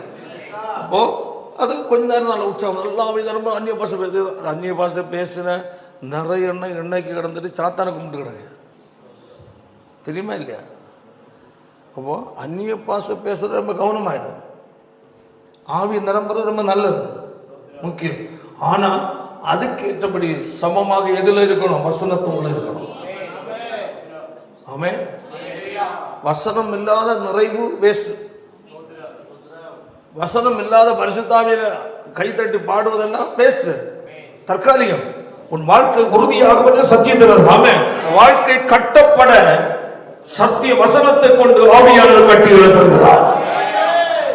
சத்திய வசனம் இல்லாமல் ஒரு ஆவிக்கிற வாழ்க்கை தரமான வாழ்க்கை மாறாது. நான் சொன்ன மாதிரி ஏராளம் பேர் ஆவியில நிரம்ப அந்நிய பாஷை பேசி கைத்தட்டி ஊயெல்லாம் ரொம்ப புரண்டு எந்திரிச்சு பாயெல்லாம் கிழிச்சு சூரத் தெரிஞ்சவங்க எல்லாம் நிறைய உண்டு. முன்னெல்லாம் இதில் ஒரு வேற பொண்ணு அதில் இருக்கும், பயங்கரமான பாசை. இன்னைக்கு சாசை கும்பிட்டு கிடக்கு. எவ்வளோ வேதனையாக இருக்கும் பாருங்க. ஸ்தோத்திரம். அப்போது ஆவியில் நிரம்புறாங்களே தவிர உள்ள என்ன இல்லை? வசனம் இல்லை. ஆவியில் நிரம்புறது முக்கியம். அதற்கேற்ற நிலையில சத்திய வசனம் உனக்குள்ள இருக்கணும். சத்தியம் அதான் சொல்லப்படுங்க. என்ன சொல்லப்பட்டு, ஆகையால் நீங்கள் மாயமற்ற சகோதர இருக்கும்படி உள்ளவராகும்படி, இருக்கும்படி அல்ல, சிநேகம் உள்ளவர்களாகும்படி, இல்லையா? ஆகும்படி ஆவியினாலே சத்தியத்துக்கு என்ன செய்யணும்? கீழ்ப்படிந்து. எப்படி இருக்கு? எதனாலே சத்தியத்துக்கு கீழ்ப்படியணும்? அப்போ ஆவியானவர் சத்தியத்தின் மூலமாய் உன்னோடு இடைப்படும் போது உடன் அதற்கு என்ன செய்யணும்? ஒப்பு கொடுக்கணும். எதிர்க்க கூடாது. பாருங்க, அதான் சொல்லப்பட்டு உங்கள் ஆத்துமாக்களை என்ன செய்யணுமா? சுத்தமாக்கணுமா. பாருங்க, ஆவியினாலே சத்தியத்திற்கு கீழ்ப்படிந்து. ஆஹா, எவ்வளவு அழகான வார்த்தை இல்லை? சொல்ல புரியுதாங்க? உங்கள் கர்த்தராகிய இயேசு கிறிஸ்து வரும்போது உங்கள் ஆவி ஆத்மா சரீரம் முழுவதும் எப்படி இருக்கணும்? குற்றம். இந்த ஒரு வசனத்துக்குள்ளே எல்லாம் இருக்கு. இந்த ஒரு வசனத்துக்குள்ளே நம்முடைய ஆவி ஆத்மா சரீரம் எப்படி சுத்தமாகணும்னு சொல்லி வச்சிருக்குது. புரியுதா இல்லையா? அப்போ நம்ம புரிந்து கொள்ளணும். ஏன்னா வசனங்கள் நமக்கு நேரம் வருகிறது என்றாலே நம்ம ரொம்ப ஜாக்கிரதையா இருக்கணும். இந்த வார்த்தையின் உள்ளத்தை தொடுக்கிறது என்றால நான் இதுல எங்க தவறி இருக்கிறேன். நாம ஒரு தேவ பிள்ளையை ஆயத்தப்படுத்துவது, சுத்தமாக்குவது ஒன்றே ஒன்று பரிசுத்தாவியானவர் எடுக்கிற ஆயுதமே சத்தியம்தான். சத்தியம் இல்லாமல் ஒரு நபர் என்ன செய்ய மாட்டார். அதான் கவனிக்கணும். அதான் சொல்லப்பட்டு, ஆகையால் நீங்கள் எப்படி மாயமற்ற சகோதர சிநேகம் உள்ளவர்கள் ஆகும்படி. என்னது? அப்போ மாயமற்ற அன்பு பிறர் மேல். கவனிங்க, அது வளர்க்கிறவங்க. மாயமற்ற அன்பை பிறர் மேல் நீ காட்டணும். கசப்பு வெறுப்பற்ற ஒரு அன்புள்ள நபராக மற்றவர்களிடத்தில், குடும்பத்தில், புருஷன் மனைவிக்குள், அண்ணன் தம்பி சகோதரங்களுக்குள், சக விசுவாசிகளுக்குள் நீங்கள் வாழ வேண்டும் என்றார். ஆமென். அதாவது அந்த மாயமற்ற சகோதர சிநேகமுள்ளவர்களாகும்படி. அதுக்கு என்னன்னா, ஆவியினாலே சத்தியத்திற்கு நீ கீழ்ப்படியும். ஆமென். ஆவியினாலே சத்தியம் வருகிறது. ஆனா என்ன இல்ல? கீழ்ப்படிதல் இல்ல. சத்தியம் கேட்கிறோம், ஒப்பு கொடுத்தல் இல்லை. விடு என்று சொல்லுகிற விடும் மனம் இல்லையே. பின்ன எப்படி உன் தேவ ராஜ்யமாகி அவருடைய ஆளுகை உன் குடும்பத்தில் வரும்? ஆமென். ஹல்லேலூயா. ஒரு குடும்பத்தில் தேவனுடைய ஆளுகை இருக்க வேண்டுமா? உன் இருதயத்துக்குள் அவர் குடியிருக்க விடாதபடி அவர் வெறுக்கிற காரியங்களை முதலாவது உன் உள்ளத்தை விட்டு, இருதயத்தை விட்டு வெளியேற்றுவார். அது சத்தியம். புரியுதா இல்லையா? அதான் சொல்லப்பட்டிருக்கு. ஆவியினாலே சத்தியத்திற்கு கீழ்ப்படிந்தால் அடுத்தது ஆத்துமாக்களை சுத்தமாக்கி கொண்டவர்களாய் இருக்கிறபடியால். பார்த்தீங்களா எப்படி நம்ம ஆத்துமாக்களை சுத்தமாக்கி கொண்டவர்களாய் இருக்கிறபடியால். நல்ல கவனிங்க.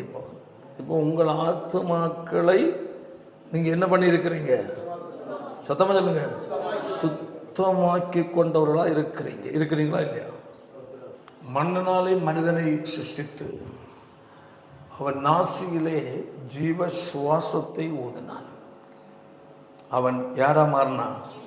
ஜீவாத்மா உள்ள மனுஷனாய் மாறினான். பட் ஆத்மா என்ன பெற்றது? ஜீவன் பெற்றது. அந்த ஜீவன் பெற்ற ஆத்மா செத்து போனது. அப்படி என்றால் இருள் அடைந்தது. எப்பொழுது? விரும்பி ஆவி செயல்படுது. தனது சுய விருப்பம் ஆவி தூண்டுது. அதை இச்சித்து உள்ள கொண்டு வர, அது அழகு புசிப்புக்கு நல்லா இருக்கும் என்று அதெல்லாம் சிந்திக்கும் போதே உள்ள என்ன ஆகுது? செயல்பட ஆரம்பிக்குது. அதை பறித்து கரைபடிய சரீரம் கடித்து சாப்பிட்டான். ஆமென். தன் புருஷனுக்கும் கொடுத்தான். இதில் 3 சம்பவம் விட்டாச்சு. ஆத்மா இருளடைந்து ஆவி செத்து போன ஜீவனற்றதாய், தேவன் கொடுத்த ஜீவனற்றதாய் மாறினது. பின்மாற்றம் செத்தது. சரீரம் கரைபடி சொல்லப்பட்டிருக்கு. உங்கள் ஆத்துமாக்களை சுத்தமாக்கி கொண்டவர் இருக்கிறவர். அப்போ ஆத்துமாவை எப்படி இருக்கணுமா? சுத்தம் பண்ணுகிறது ஆவியானவர் வசனத்தின் மூலமா. எவ்வளவு மைனூட் இருக்குது, எவ்வளவு ஷார்ப்பா செயல்படுறாரு. புரியுதா இல்லையா? நம்ம எவ்வளவு நம்ம தெரியாம வாழலாம். கர்த்தருடைய வார்த்தைக்கு கேட்கும் போதே உள்ள நீ இடம் கொடுத்துருக்கணும். கேட்கும் போதே அப்பா என்னை மன்னிச்சிருங்க உடனே நீ சொல்லணும். நீ சொல்ல புரியுதா? அப்ப நம்ம ஒப்பு கொடுத்து ஜெபம் பண்ணுவோம் எல்லாரும் உடனடியாக பரமண்டலங்கள் பிதாவே உடைய நாமம் அப்படின்னு ஆரம்பிச்சிடக்கூடாது. செய்தி கேட்கும் போதே உள்ள என்ன செய்யணும்? பரிசுத்தமாக நீ இடம் கொடுக்கணும். நாளை அல்ல. கவனிக்கிறீங்களா இல்லையா? அல்லேலூயா. ஏன்னா உன்னை அப்படி ஆயத்தப்படுத்தி அவர் அருகில் அமர பண்ணுவதற்கு தகுதிப்படுத்துகிறார்.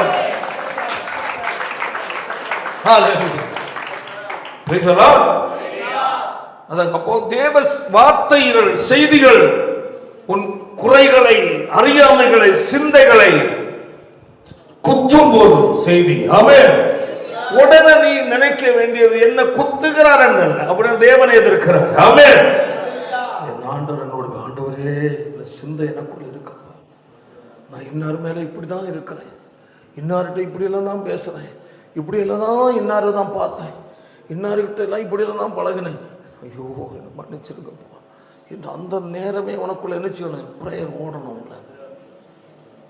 அது ஓடும்போதான் விடுதலையோட வாய் திறந்து துதிப்பது, அந்நிய பாஷை பேசுவது எல்லாம். ஆமே நாமே அந்த வார்த்தை உள்ள உள்கொள்ளுகிற வெடிக்க ஆரம்பிக்க வெளியே. ஆமே ஹல்லேலூயா. ஊழியர்கள் சொல்ல வேண்டிய தேவை கிடையாது. ஆட்டோமேட்டிக் குறைக்குள்ள உண்டாகுது. தேவனுடைய வார்த்தை கிரியை செய்ய ஆரம்பித்தாலே பல விடுதலை உண்டாயிரும். ஊழியக்காரன் சொல்லி அல்ல. பிரைஸ் காட், பிரைஸ் எல்லாம் ஓ சுத்தமாக்கி கொண்டவர்களாய் இருக்கிறபடியால் போட்டுட்டு அடுத்து என்ன நடக்குது? அப்ப சுத்தமானதுனால உன்னிட்ட இருந்து வருகிறதான என்னது? அன்பு. எப்படிப்பட்டதா இருக்கு? சுத்த இருதயத்தோடு ஒருவர் ஊக்கமே அன்பு. இப்ப இதை குறித்து ரோமன் அழகா சொல்லுகிறா பாருங்க. என்ன அன்பு? சதமா சொல்லு. 12வது அதிகாரத்தில் எப்படி இருக்கணும்? அப்ப மாயமற்றதா இருக்கிற அன்பு யாரிடத்தில் இருக்கும்? மனம் புதிதாக்கப்பட்டு மறுவாரங்கிட்ட வெளிப்படுவது. ஆமென். அல்லேலூயா. நல்ல கவனிங்க. இப்ப பாருங்க, அந்த 2ஆம் வசனம் சொல்லப்பட்டிருக்கு, உங்கள் மனம் என்ன செய்யணும்? புதிதாகிறதுனால் என்ன செய்யணும்? மறுரூபம். மறுரூபம் அந்த மாற்றம் வந்து விட்டால் அதில் கீழே சில ஊழி பாதிகள் சொல்லி அந்த ஏரியா நான் இப்போ டச் பண்ணல. 9ஆம் வசனம் என்ன சொல்லுது?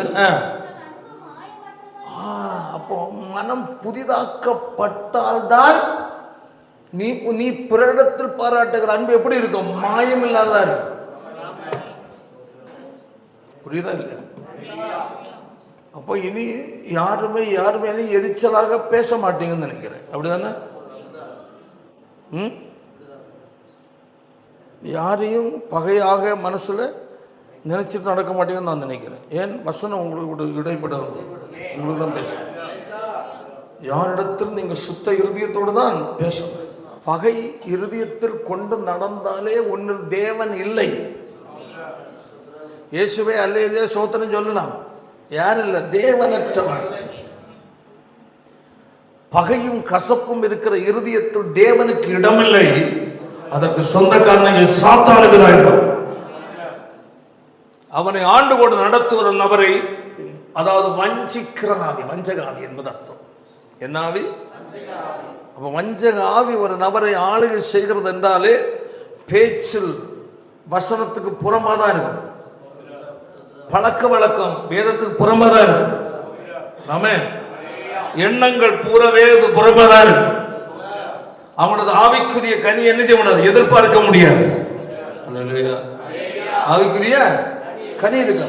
அன்பான வார்த்தை வாயிலிருந்து நினைச்சாது வராது. அன்பாக பேச மாட்டான், அன்பா நடந்து கொள்ள மாட்டான், அன்பா பழக மாட்டாங்க. அன்பா எந்த உள்ளம் பூரா என்ன இருக்கு? பகைமை. அந்த பகை யாருக்குரியது? காயினுக்குரிய. காயினுடைய ஸ்பிரிட் பழிதீர்க்க வேண்டும். பகையின் எண்ணம். அப்போ மனம் புதிதாக்கப்பட்டால் அந்த பகை அகன்று விடுகிறது. ஆமென். ஹல்லேலூயா. அப்போ அகன்றால் யாருடைய சுபாவம்? புதிதாக்கப்பட்டு கிறிஸ்தவன் சுபாவம் வந்துடுது. அப்போ கிறிஸ்தவன் சுபாவம் என்ன? மாயமற்ற அன்பு. என்ன அன்பு? அவர் மாயம் உள்ள அன்பு பாராட்டினா சிறுவையில் நமக்கு ஒப்பு கொடுத்திருப்பாரா? கொடுக்க மாட்டார். சிறுவன் இறங்கி வந்திருப்பார். அப்போ அவர் சுயநலவாதியா இருந்தால், அல்லேலூயா, மாயமான அன்பா இருந்தா சிலுவையில் அவர் என்ன செய்ய மாட்டார்? ஒப்பு கொடுத்துட மாட்டார். அவர் தன்னை தற்காத்து கொண்டிருப்பார். அல்லேலூயா. சிலுவை மரண பரியந்து தம்மை தாழ்த்தார். எதற்காக? நம்முடைய மனம் புதிதாக்கப்பட்டு ஒரு மாயமற்ற அன்புள்ளவர்களாய் வாழ்வதற்கு. அந்த மாயமற்ற அன்பு தான் கிறிஸ்துவின் சுபாவம். ஆமென். தீமையை வெறுத்து நன்மையை பற்றிக்கொள். மர்வமாக்கப்பட்ட இருதயம் உள்ளவர். தீமையை வெறுக்கும் இருதயம் வரும். அந்த மனம் புதிதாக்கப்பட்டு விட்டாலே இந்த சுபாவங்கள் எல்லாம் வந்துருந்து போயிட்டு. ஆமென். அப்ப மனம் புதிதாக்கப்படாததனால்தான் எப்படி இருக்கிறோம்? பழைய அந்த காரியங்கள் எல்லாம் உள்ள வச்சுட்டு இருக்கிறோம். ஆமென். அப்ப தேவனுடைய பிள்ளை தேவனுக்கு ஒப்பு கொடுக்கணும். ஆண்டவரே, எனக்குள்ள இந்த சுபாவங்கள் இருக்கு, என்னை ரத்தத்தால் கழுவ மாட்டார். வசனத்தை என்னோடு எச்சரிக்கும் போது உடனடியாக நான் ஒப்பு கொடுக்கிறேன். என்னை பரிசுத்தப்படுத்தும். புதிதாக்கப்பட்ட ஒரு இறுதி எனக்கு வேண்டும். உம்மை போன்ற சிந்தை, ஹல்லேலூயா, உம்மை போன்ற சுபாவங்கள் எனக்குள்ள வரட்டும் என்று சொல்லி தேவனை பிள்ளை செபிக்கணும். அதுதான் இருதயத்தின் நினைவுகளும் தோற்றங்களும் என்ன செய்கிறது? வகை அறுக்கத்தக்கதா என்ன செய்கிறது? உருவ குத்துகிறது. ஆமென். யோவான் 6:63 சொல்லப்பட்டு, நான் உங்களுக்கு சொல்லும் வசனங்கள் ஆவியும் ஜீவனுமா இருக்கு. கர்த்தருடைய வார்த்தை எப்படி இருக்கா? ஆவியாயும் எப்படி ஜீவனுமா இருக்கு. அதான் சொல்லப்பட்டு. அல்லேலூயா. அல்லேலூயா சத்தமா சொல்லும். அதான் சொல்லுகிறார். என்னது? நீங்கள் வளரும்படி புதிதாய் பிறந்த குழந்தையை போல திருவசனமாகிய களங்கமில்லாத ஞான பால்மையில் எப்படி இருங்க? வாஞ்சியா இருங்க. ஆமென். அல்லேலூயா. அப்போ தேவனுடைய வசனத்தின் நமக்கு எப்படி இருக்கணும்? வாஞ்சி. சங்கீதம் 1:2 வாசிக்கும் போது என்ன சொல்லப்பட்டிருக்கிறது? கர்த்தருடைய வேதத்தில் பிரியமாயிருந்து இரவும் பகலும் தியானமாயிருக்கிற மனுஷன் பாக்கியவான். பாருங்க, சொல்லப்பட்டு கர்த்தர் வேதத்தில் எப்படி இருக்கணுமா? பிரியம். அடுத்தது, இரவும் பகலும் தூங்காமல் வேதத்தை திறந்து வைத்துக் கொண்டு, அப்படியே சொல்லியிருக்கு. இரவும் பகலும் தூங்காமல் வேதத்தை என்ன செய்யுங்கள்? படித்துக் கொண்டிருங்கள். அப்படியா சொல்லு. பிரியமாயிருந்து படிக்கும் போது எல்லாம் எங்க சேர்த்து வை? உள்ள சேர்த்து வச்சதை நீ என்ன செய்யணும்? தியானிக்கணும். அதான் வசனம். சத்திய வசனத்தால் உன் இருதயம் நிரம்பட்டும். ஆமென், ஆமென். உன் இருதயம் சத்திய வசனத்தால் நிரம்பி இருந்தால், கேட்கிற சத்தியத்தால் நிரம்பி இருந்தால், ஹல்லேலூயா, ஆவியானவர் அந்த உனக்குள் இருக்கிற வசனத்தின் மூலமாய் உன்னை நடத்துவார். ஆமென். உன்னை உணர்த்துவார். ஹல்லேலூயா. கைகளை விதங்களை சத்தமா சொல்லுவோம். அதான் சொல்ல சங்கீதம் 119:11 வாசிப்போம். நான் உமக்கு விரோதமாய் பாவம் செய்யாதபடிக்கு உமது வாக்கை என் இருதயத்தில் வைத்து வைத்தேன். ஆமென். எதற்கு? உமக்கு பாவம் செய்யாதபடிக்கு உமது வாக்கை. அப்ப கர்த்தருடைய வார்த்தை எங்க வைக்கணுமா? இருதயத்தில் இருந்தால்தான். அல்லேலூயா. பாவம் செய்கிற சூழ்நிலை, ஒரு ஆள் மேல் ஏதாவது தீங்கு செய்கிற சூழ்நிலை வரும்போது ஆவியான அந்த வசனத்தின் மூலம் தடுப்பார். அப்போ இருதயத்துக்குள் சத்திய வசனத்தை சேர்த்து வைக்காமல், கேட்கிற சத்தியத்தை இருதயத்துக்குள் சேர்த்து வைக்காமல் இருந்தால், அல்லேலூயா, வைக்காமல் இருந்தால் உலகத்தால் நீ உன் இருதயம் நிரப்பப்பட்டிருக்கும். அப்ப அங்க தடுக்கிறதுக்கு என்ன இல்லை? தேவ வசனம் இல்லை. நினைப்பூட்டுவார். அதான் வசனத்தை நல்லா வாசி மட்டுமல்ல, சத்தியத்தை அதிகமா கேளு. ஆமென். அல்லேலூயா. நான் உமக்கு விரோதமாய் பாவம் செய்யாதபடிக்கு வாக்கு என் இருதயத்தில். அப்போ அப்படி இருக்கணும்னா அவருடைய வேதத்தில் எப்படி இருக்கணும்? பிரியமா இருக்கணும். இரவும் போல அந்த வேத வசனத்தை அசை போட்டு இருக்கணும். ஆடு மாடெல்லாம் புல்லு நல்லா தின்னுது, நல்லா மேயுது. அவன் பரவாயில்ல, வயரெல்லாம் பெருசாக இருக்குன்னு நம்ம நினைப்போம். அப்போ பரவாயில்ல, வயரெல்லாம் நல்ல பொக்கு விழுந்த இடம் என்ன ஆயிடுச்சு? பெருசாகிடுச்சு, தின்னுட்டு வந்துடுச்சு. அது எங்கே கிடந்துட்டு என்ன செய்யும்? அசை போடும். ஆமாம். அப்போ ஒரு தேவனுடைய பிள்ளை வசனத்தை எப்படி ஆடு மாடு புல்லை உள்கொள்ளுகிறதோ, இது ஒரு சத்திய வசனத்தை போதனைகளை உள்கொண்டால் மட்டுமே தான் அல்லேலூயா சாதாரணமாக இருக்கிற நேரத்தில் என்ன செய்யும்? திரும்ப அது வந்துட்டே இருக்கும். ஆமென்.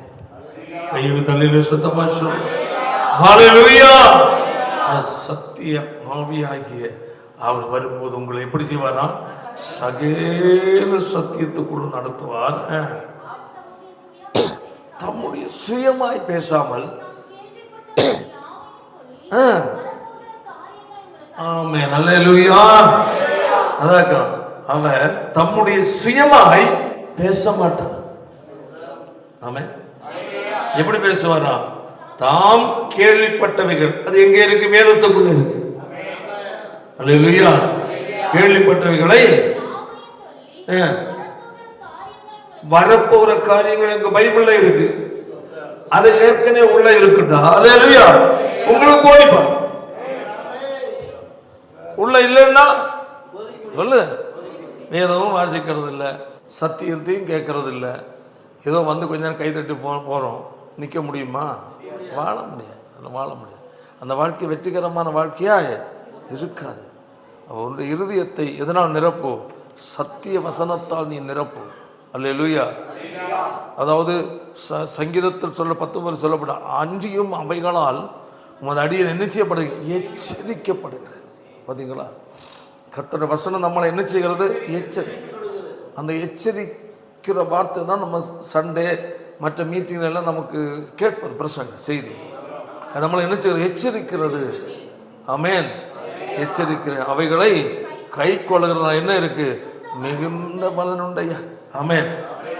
சங்கீதம் 32:8 வாசிக்கும் போது, நான் உனக்கு போதித்து, எப்படி சத்தமா சொல்லுங்க, கர்த்தர் நமக்கு என்ன செய்ய வரா?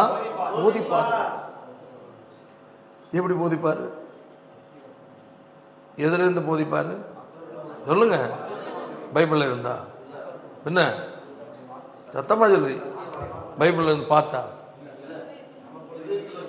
பைபிளை கொண்டு நடங்க. முக்கியமாக அது ஒரு பிரச்சனை வந்துச்சுன்னா உடனே பைபிளை திறந்து வசனம் வந்து எங்கே இருந்து தேடி படிச்சுட்டு செய்யுங்கன்னா ரெடியாக இருக்கணும், ஸ்டோர் பண்ணி வச்சிருக்கணும். இல்லையா? நான் உனக்கு போதித்து உனக்கு நான் காட்டுவேன், உண்மையில் என் கண்ணை வைத்து சொல்லுவேன். எப்படி சொல்லுவார்? சும்மா சொல்லுவாரா? இல்லை. சபையில் வந்தால் நல்ல ஆவியின் நிரம்ப அந்நிய பாஷை பேசி கீழெல்லாம் விழுந்து பக்கத்தில் இருக்கிற மேலோடையெல்லாம் உருண்டு எந்திரிச்சு, ஓ இன்று நல்லா இருந்தது பேசுவாரா? உள்ள இருந்தால் ஆவியான கிரிச்சுவார். ஒரு சத்திய வசனம் என்பது, ஒரு தேவனுடைய வசனம், ஆவியானவர் என்பது ரெண்டு கை போல. ஆமே. அப்போ நம்ம ஒன்றை மட்டும் அப்படி கூட ஒப்பிட முடியாது. ரெண்டுல ஒன்றை கொண்டு நடத்த முடியாது. ஒரு கையெல்லாம் வேணா வாழ்ந்துருவோம், கையை இல்லாம வாழ்றோம். சத்திய, அதாவது ஒரு தேவனோட சத்திய வசனத்தை உட்கொள்ளாமலும் பரிசுத்த ஆவியானோட நெருங்கின ஒரு வாழ்க்கை வாழாமல் இருக்கிறவன் ஹார்ட்டும் கிட்னி இல்லாத மனுஷன் போல. நான் என்ன சொல்றேன்னா, சரீரத்தில் கிட்னியும் காற்றும் மூளையும் இல்லைன்னு மனுஷன் வாழ முடியுமா? அதுபோல தான் வேத சத்தியத்தை உள்ள சேர்த்து கொள்ளாமல் பரிசுத்தாவியின் நிறைவு இல்லாமல் வாழ்கிற மனுஷன், ஆமென், அவன் உயிரற்றவனாய் வாழ்ந்துகிறான். அதான் விஷயம். சங்கீதம் 119:1 வாசிப்போம். கர்த்தருடைய உத்தம மார்க்கம். என்ன மார்க்கம்?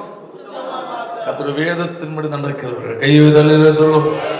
என்ன மார்க்கத்தில் போறாங்க? உத்தம மார்க்கம். எவ்வளவு பெரிய நல்ல வாழ்க்கை. அல்லேலூயா. பாக்கியவான்கள். அடுத்தது 9 வாசிப்போம். வாலிபன் தன் வழியை எதனால் சுத்தம் பண்ணுவான்? உமது வசனத்தின்படி தன்னை காத்து கொள்றதுனால. சத்திய வசனத்தின்படி நீ வாழ உன்னை ஒப்பு கொடுத்து வாழ்ந்தா உன் வழிகள் எப்படி இருக்கும்? சுத்தமா. வேத சத்தியங்கள் நமக்கு எவ்வளவு மிக முக்கியமானது. 32 வசனத்தை வாசிக்க பார்க்கலாம். விசாலமாக்கும் ஓடுவேன். சொல்லுவோம். இருதயத்தை என்ன செய்யும்? விசாலமாக்கும். சத்திய வசனத்தை உட்கொள்ளுகிற அளவு என் இருதயம் என்ன செய்யட்டும்? விசாலமாகட்டும். உங்களுடைய சத்தியத்தின் பாதையில் அந்த வேத சத்தியம் எவ்வளவு முக்கியம் என்பதாக அந்த வசனம் நான் உங்களுக்கு ஞாபகப்படுத்துறேன். அதனுடைய 72 வசனத்தை வாசிங்க. அநேகமாயிரம் பொன் வெள்ளியை பார்க்கிலும். ஆஹா, கையை தட்டி கத்திரப்பையும்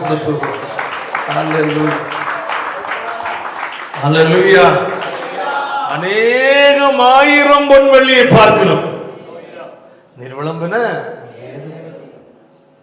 அப்போ பொன்னை பார்க்கலும் வெள்ளியை பார்க்கலும் சம்பாத்தியத்தை பார்க்கலும் மிகவும் கனப்படுத்த வேண்டிய முக்கியமான ஒரு சொத்து தான் சத்தியம். புரியுதா இல்லையா? நம்ம இதெல்லாம் ஒதுக்கி வச்சுட்டு ஏன் சர்ச்சுக்கு வரல, நேரம் இல்லை, சரி 2-3 வாரமாக காணோம், டைம் இல்லை பாஸ்டர். வேதம் சொல்லுது, என்ன சொல்லுது? அநேகமாயிரம் பொன் வெள்ளியை பார்க்கலும். ஐயா, இந்த வேதத்தில் சொல்லப்பட்ட கர்த்தருடைய வார்த்தை கோடான கோடி மில்லியன் கோடி பொன் இருந்தாலும் அல்லேலூயா இதற்கு ஈடாக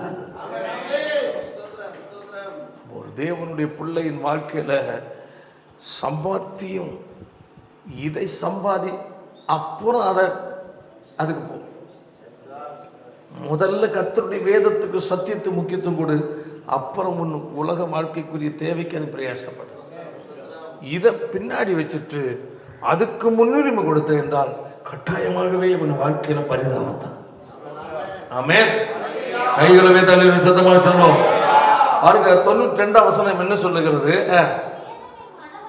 உமது வேதம் என் மன மகிழ்ச்சியா இராதிருந்தால் என் துக்கத்திலே அழிந்து போயிருக்கு. ஒரு வயதான தாயார் ரொம்ப வருஷங்கள் முன்பதாக என்னுடைய வாலிப நாட்களில் அல்லேலூயா அல்லேலூயா முகம் எப்பவும் மகிழ்ச்சியா பிரகாசமா இருக்கும். எப்போ பார்த்தாலும் வீட்டில் இருந்து அவங்க கையில் என்ன இருக்கும்? பைபிள் இருக்கு.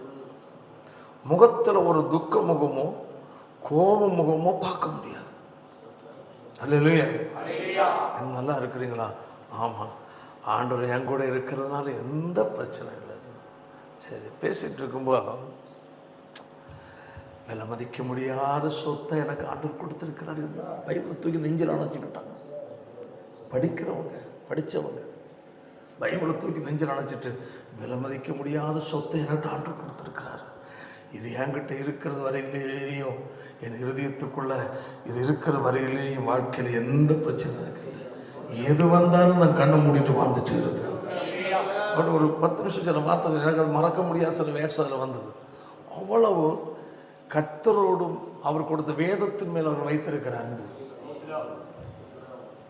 வேதம் நமக்கு சாதாரணமான பேப்பர் மாதிரி தான் இருக்கு.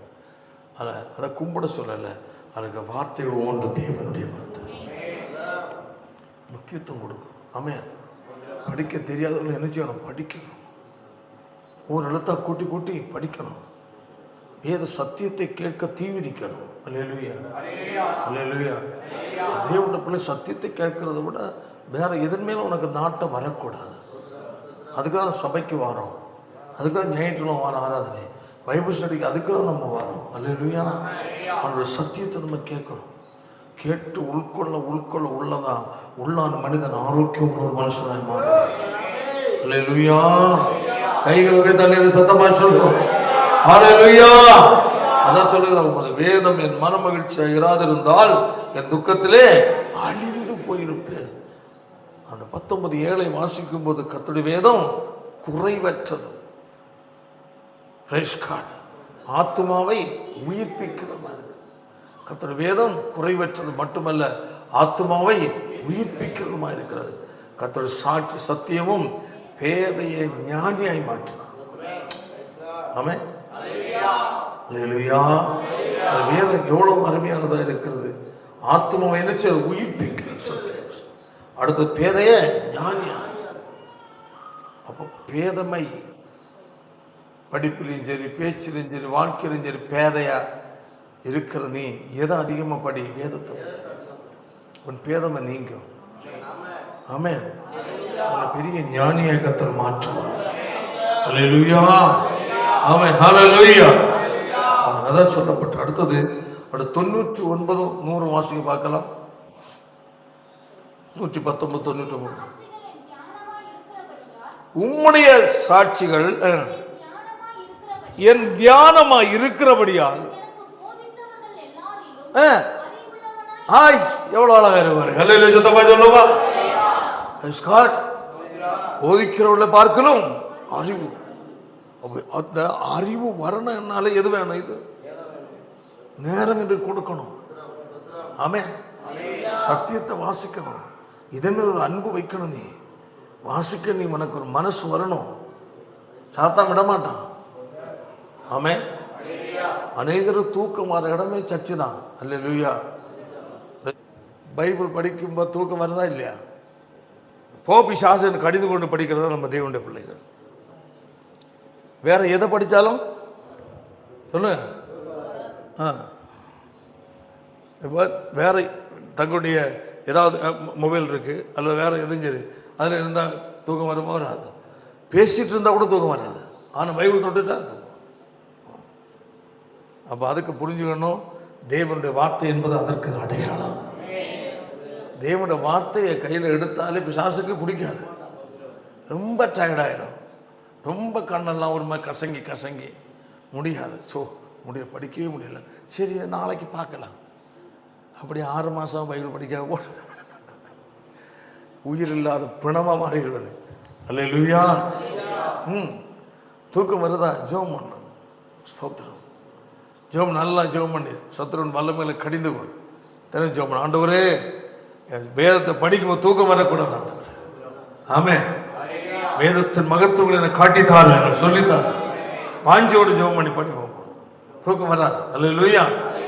ஆமென். அதான் புரிந்து கொள்ளணும். அதனால் தேவனுடைய பிள்ளை அதில் ரொம்ப கவனமாக இருக்கணும். ஆமென். அதான் பேதைகளை ஆத்மா உயிர்ப்பிக்கிறது பேதைய. ஸ்தோத்திரம். அடுத்து அதனுடைய 100வது வசனம் வாசிப்போம். படியால் ஆஹா முதியோர்களை பார்க்கல ஞானம். கையை தள்ளில சொல்லுவோம். உம்முடைய கட்டளைகளை நான் என்ன செய்கிறேன்? கை கொண்டிருக்கிறபடியால் முதியவர்களை பார்க்கலும் ஞானம் உள்ளவனா இருக்கு. ஆமென். அப்போ பெரிய முதியவர்களாகிய பெரிய ஆட்கள் இருக்கிறாங்கன்னா அவங்கள விட நீ ஞானியமான வேதத்தை கை கொண்டாடு. இப்ப சிலர் நினைக்கிறாங்க, நான் இன்னையிலிருந்து தலைக்காடியில் பைபிளாச்சு தூங்குவேன். அப்படியா? அது எந்த பிரச்சனை இல்லை. எழுந்து உட்கார்ந்து என்ன செய்ய? படி. முடிந்த முழங்கால் நின்று படி. முழங்கால் நின்று பைபிள் படிச்சு பாருங்க, ரொம்ப அருமையா இருக்கு. ஸ்தோத்திரம். அல்லேலூயா. Praise the lord. அதான் சொல்லப்பட்டு கர்த்தருடைய வசனம், உம்முடைய வசனம் என் கால்களுக்கு தீபமும் வெளிச்சம். பாருங்க 148 வசனம் படி பார்ப்போம்.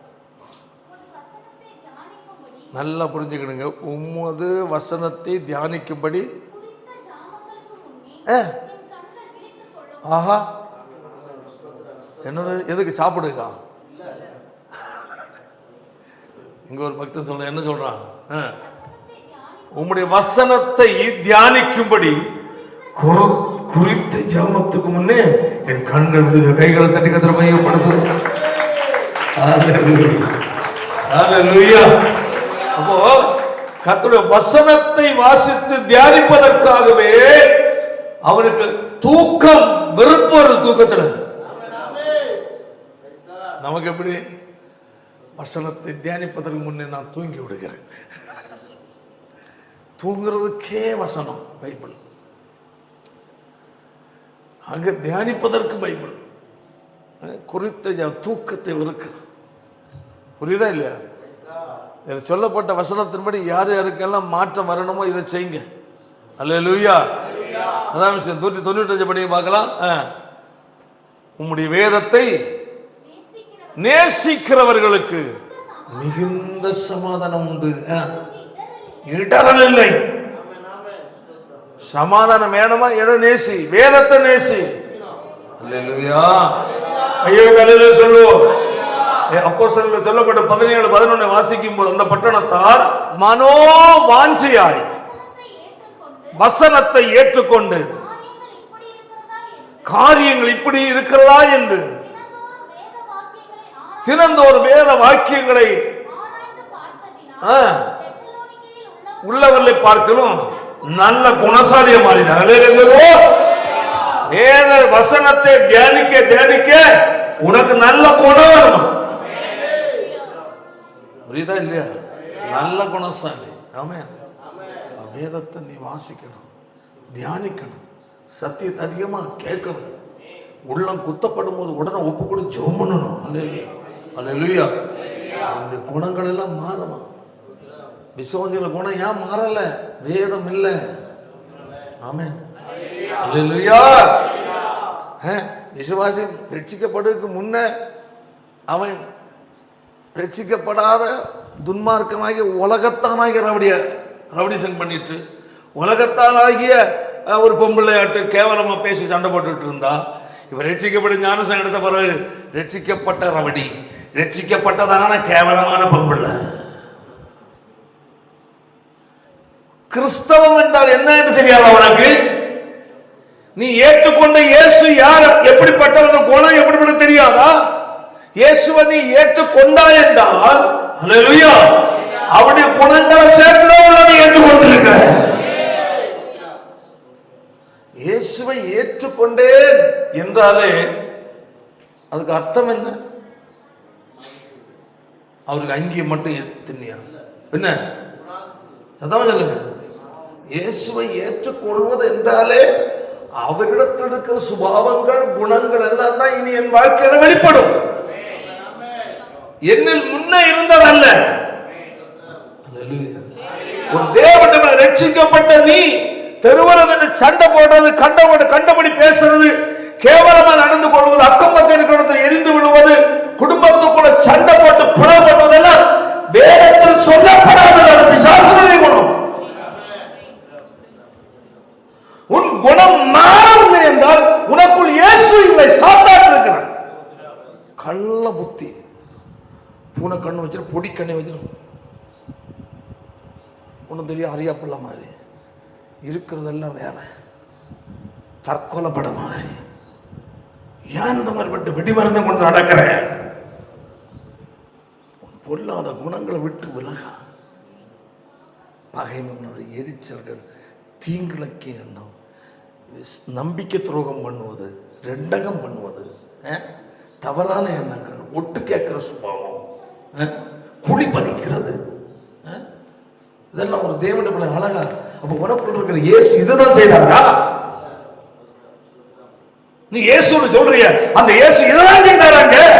இயேசு பிறந்த ஊர்ல பூரா ஒன்ன மாதிரி ரெண்டகம் பண்ணி நடந்தாரு, நம்பிக்கை துரோகி கிட்ட வாழ்ந்தாரு, சண்டை போட்டு நடந்தாரு. அவர் சுபாவம் அவங்கிட்ட வரணுங்க.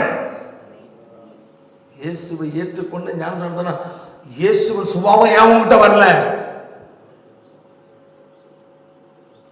அவன் வாயில கேவலம் வருது, கெட்ட வார்த்தைகள் வருது, பொய்யா பேசுற, ஊர் சண்டையா போற, குடும்பத்துக்குள்ள சுடுகாடு ஆக்குறது. இயேசுவின் குணமா இது? உனக்கு 100% சாத்தான் இருக்கணும். மனம் திரும்பணும். ஆண்டவரே எனக்குள்ள அந்த கேவலமான சுபாவம் இருக்காண்டவர், என்னில் இந்த சுபாவம் மாறவே இல்லை, மன்னி, தயவு செய்து மன்னி அப்பா, என் உள்ளத்துல வாரம். நான் இப்படியெல்லாம் பேசுறேன், இப்படியெல்லாம் நடந்துக்கிறேன், இப்படியெல்லாம் சிந்திக்கிறேன், இப்படியெல்லாம் மற்றவங்களை இப்படி பார்க்குறேன், நடந்து கொண்டப்பா. ஒரு உண்மை நேர்மையான சிந்தை இல்லை. ஏதாவது ஒரு தீங்கு செய்யணும், ஏதாவது யாருக்காவது ஒரு தீமை உண்டு பண்ணணும், யாருக்காவது சதி செய்யணும், யாராவது ஒரு அழிந்து போனோம், யாராவது கெட்டு போனோம், அதுக்கு ஏதாவது ஒன்று செய்யணும். இந்த மாதிரிப்பட்ட கேவலமான தயவு செய்து இதெல்லாம் தேவனுடையதல்ல. தேவனிடத்தில் அப்படி இல்லை. ஆமென், ஹல்லேலூயா. சத்துருவை சிநேகித்த கர்த்தர். ஆமென். பிதாவே இவர்களை மன்னியும் என்றவர். ஆமென், ஹல்லேலூயா. மனிதன் மேல் வைத்த அன்பு அவரை சிலுவை மரணம் வரையில் கொண்டு சேர்த்தது. உண்மையில் என் மேல் வைத்த அன்பு சிலுவை மரணம் வரையில் கொண்டு போனது. தெரியுமா? ஏன் கிறிஸ்துவின் சுபாவம் உங்ககிட்ட இல்லை? அவருடைய சிந்தை ஏன் உங்ககிட்ட இல்லை? ஏன் இயேசுவை ஏற்றுக்கொண்ட உனக்குள்ள குணையா மாறல? இயேசுவை ஏற்றுக்கொண்டு ஞானஸ்நானத்தை உன் வாழ்க்கையில வாயில் தூசண வார்த்தை ஏன் வருகிறது? அப்ப உனக்குள் இருப்பது யார்? இயேசு உனக்குள் இருந்தால் அவர் சுபாவம், அவர் குணம்தான் வெளிப்படும். அவருடைய குணம் இல்லாதது உங்ககிட்ட வெளிப்படுது என்றால் உனக்குள் இயேசு இருக்கிறான்னு நீ சொல்வது பொய். அது வேறு இயேசு என்று சொல்லுகிற பொல்லாத பிசாசு, அது கள்ள இயேசு. ஒரு தேவனுடைய பிள்ளை மாற்றம் வேணும். தேவ சொந்தமை ஒப்பு கொடுக்க ஒரு ஜோமன் எல்லாம் முழக்கம் பண்ணிடுவோம். நம்ம ஒட்டு பார்ப்போம். உங்களுக்குள் யார் இருக்கு? உனக்குள் எது இருக்கிறது? சத்திய வசனம் இருக்கிறதா? ஆலயத்து வரலாம், ஞானஸ்நானம் எடுத்திருக்கலாம், பரிசுத்தத்தை பெற்றிருக்கலாம். சபைக்கு போகிறேன், கொஞ்ச நேரம் கைகளை தட்டி ஆவியில் நிரம்புகிறேன் என்று சொல்லி திருப்திப்பட்டு வாழ அல்ல. அது ஒருபோதும் நிரந்தரமாக நிற்பதல்ல, தற்காலிகமானது. அதற்காக அல்ல கர்த்தருடைய ஆவியானவர் வந்தது. ஆவியானவர் நிரப்பின நோக்கம் சகல சத்தியத்துக்குள் உன்னை வழி நடத்துவதற்காக, அவரை போன்ற சுபாவமுடைய நபரை நீ மாறுவதற்காக. ஆமென். அவரை போன்ற குணமுள்ள நபரை மாறுவதற்காக கர்த்தர் நிரப்பி இருக்கிறார், உன்னை அபிஷேகித்திருக்கிறார். உனக்கு அந்த குணங்கள் இருக்கிறதா? மனம் புதிதாக்கப்பட்ட நிலை, கபடு இல்லாமல், கரை இல்லாமல், கோபம், எரிச்சல், பகைமைகள் இல்லாமல் உன் இறுதியை சுத்தமா இருக்கிறதா? இல்லை என்றால் இன்றைக்கு ஒப்பு கொடு. பரிசுத்தம் உள்ள நல்ல பிதாவே, கர்த்தாவின் ஆசீர்வதிக்கப்பட்ட நல்ல நாளுக்காய் ஸ்தோத்திரம். அநேகமாயிரம் பொன் வெள்ளியை பார்க்கிற நீர் விளம்பின வேதமே எனக்கு நல்லது என்று பக்தர் சொல்லுகிறான். அப்பா ஆண்டவரே, உமக்கு ஸ்தோத்திரம். விரும்பப்படத்தக்கது, விலை மதிக்க முடியாத சொத்து உடைய வசனங்கள் ஆண்டவரே. இந்த நாட்களில் கேட்ட வசனங்களை மனதில் கொண்டு அதன்படி உடைய பிள்ளைகள் ஜீவிக்கும்படியாய். ஆமென், ஆமென், ஆமென், ஆமென், ஆமென். கர்த்தர் உள்ளங்களை கிரியை செய்வீராக. கர்த்தாவே, உமக்கு ஸ்தோத்திரம். கேட்ட சத்தியங்கள் உள்ளங்களில் பதிந்திருக்கட்டும் ஆண்டவர். கடைசி வரை இதை கைக்கொண்டு வாழும் அந்த கிருபை செய்ய வேண்டும் என்று ஜெபிக்கிறேன். அந்த ஒவ்வொரு கர்த்தர் ஆசீர்வதியும் இயேசுவின் மூலம் ஜெபிக்கிறோம் பிதாவே. ஆலயம் செல்லுவதே அது மகிழ்ச்சியை தந்திடும்.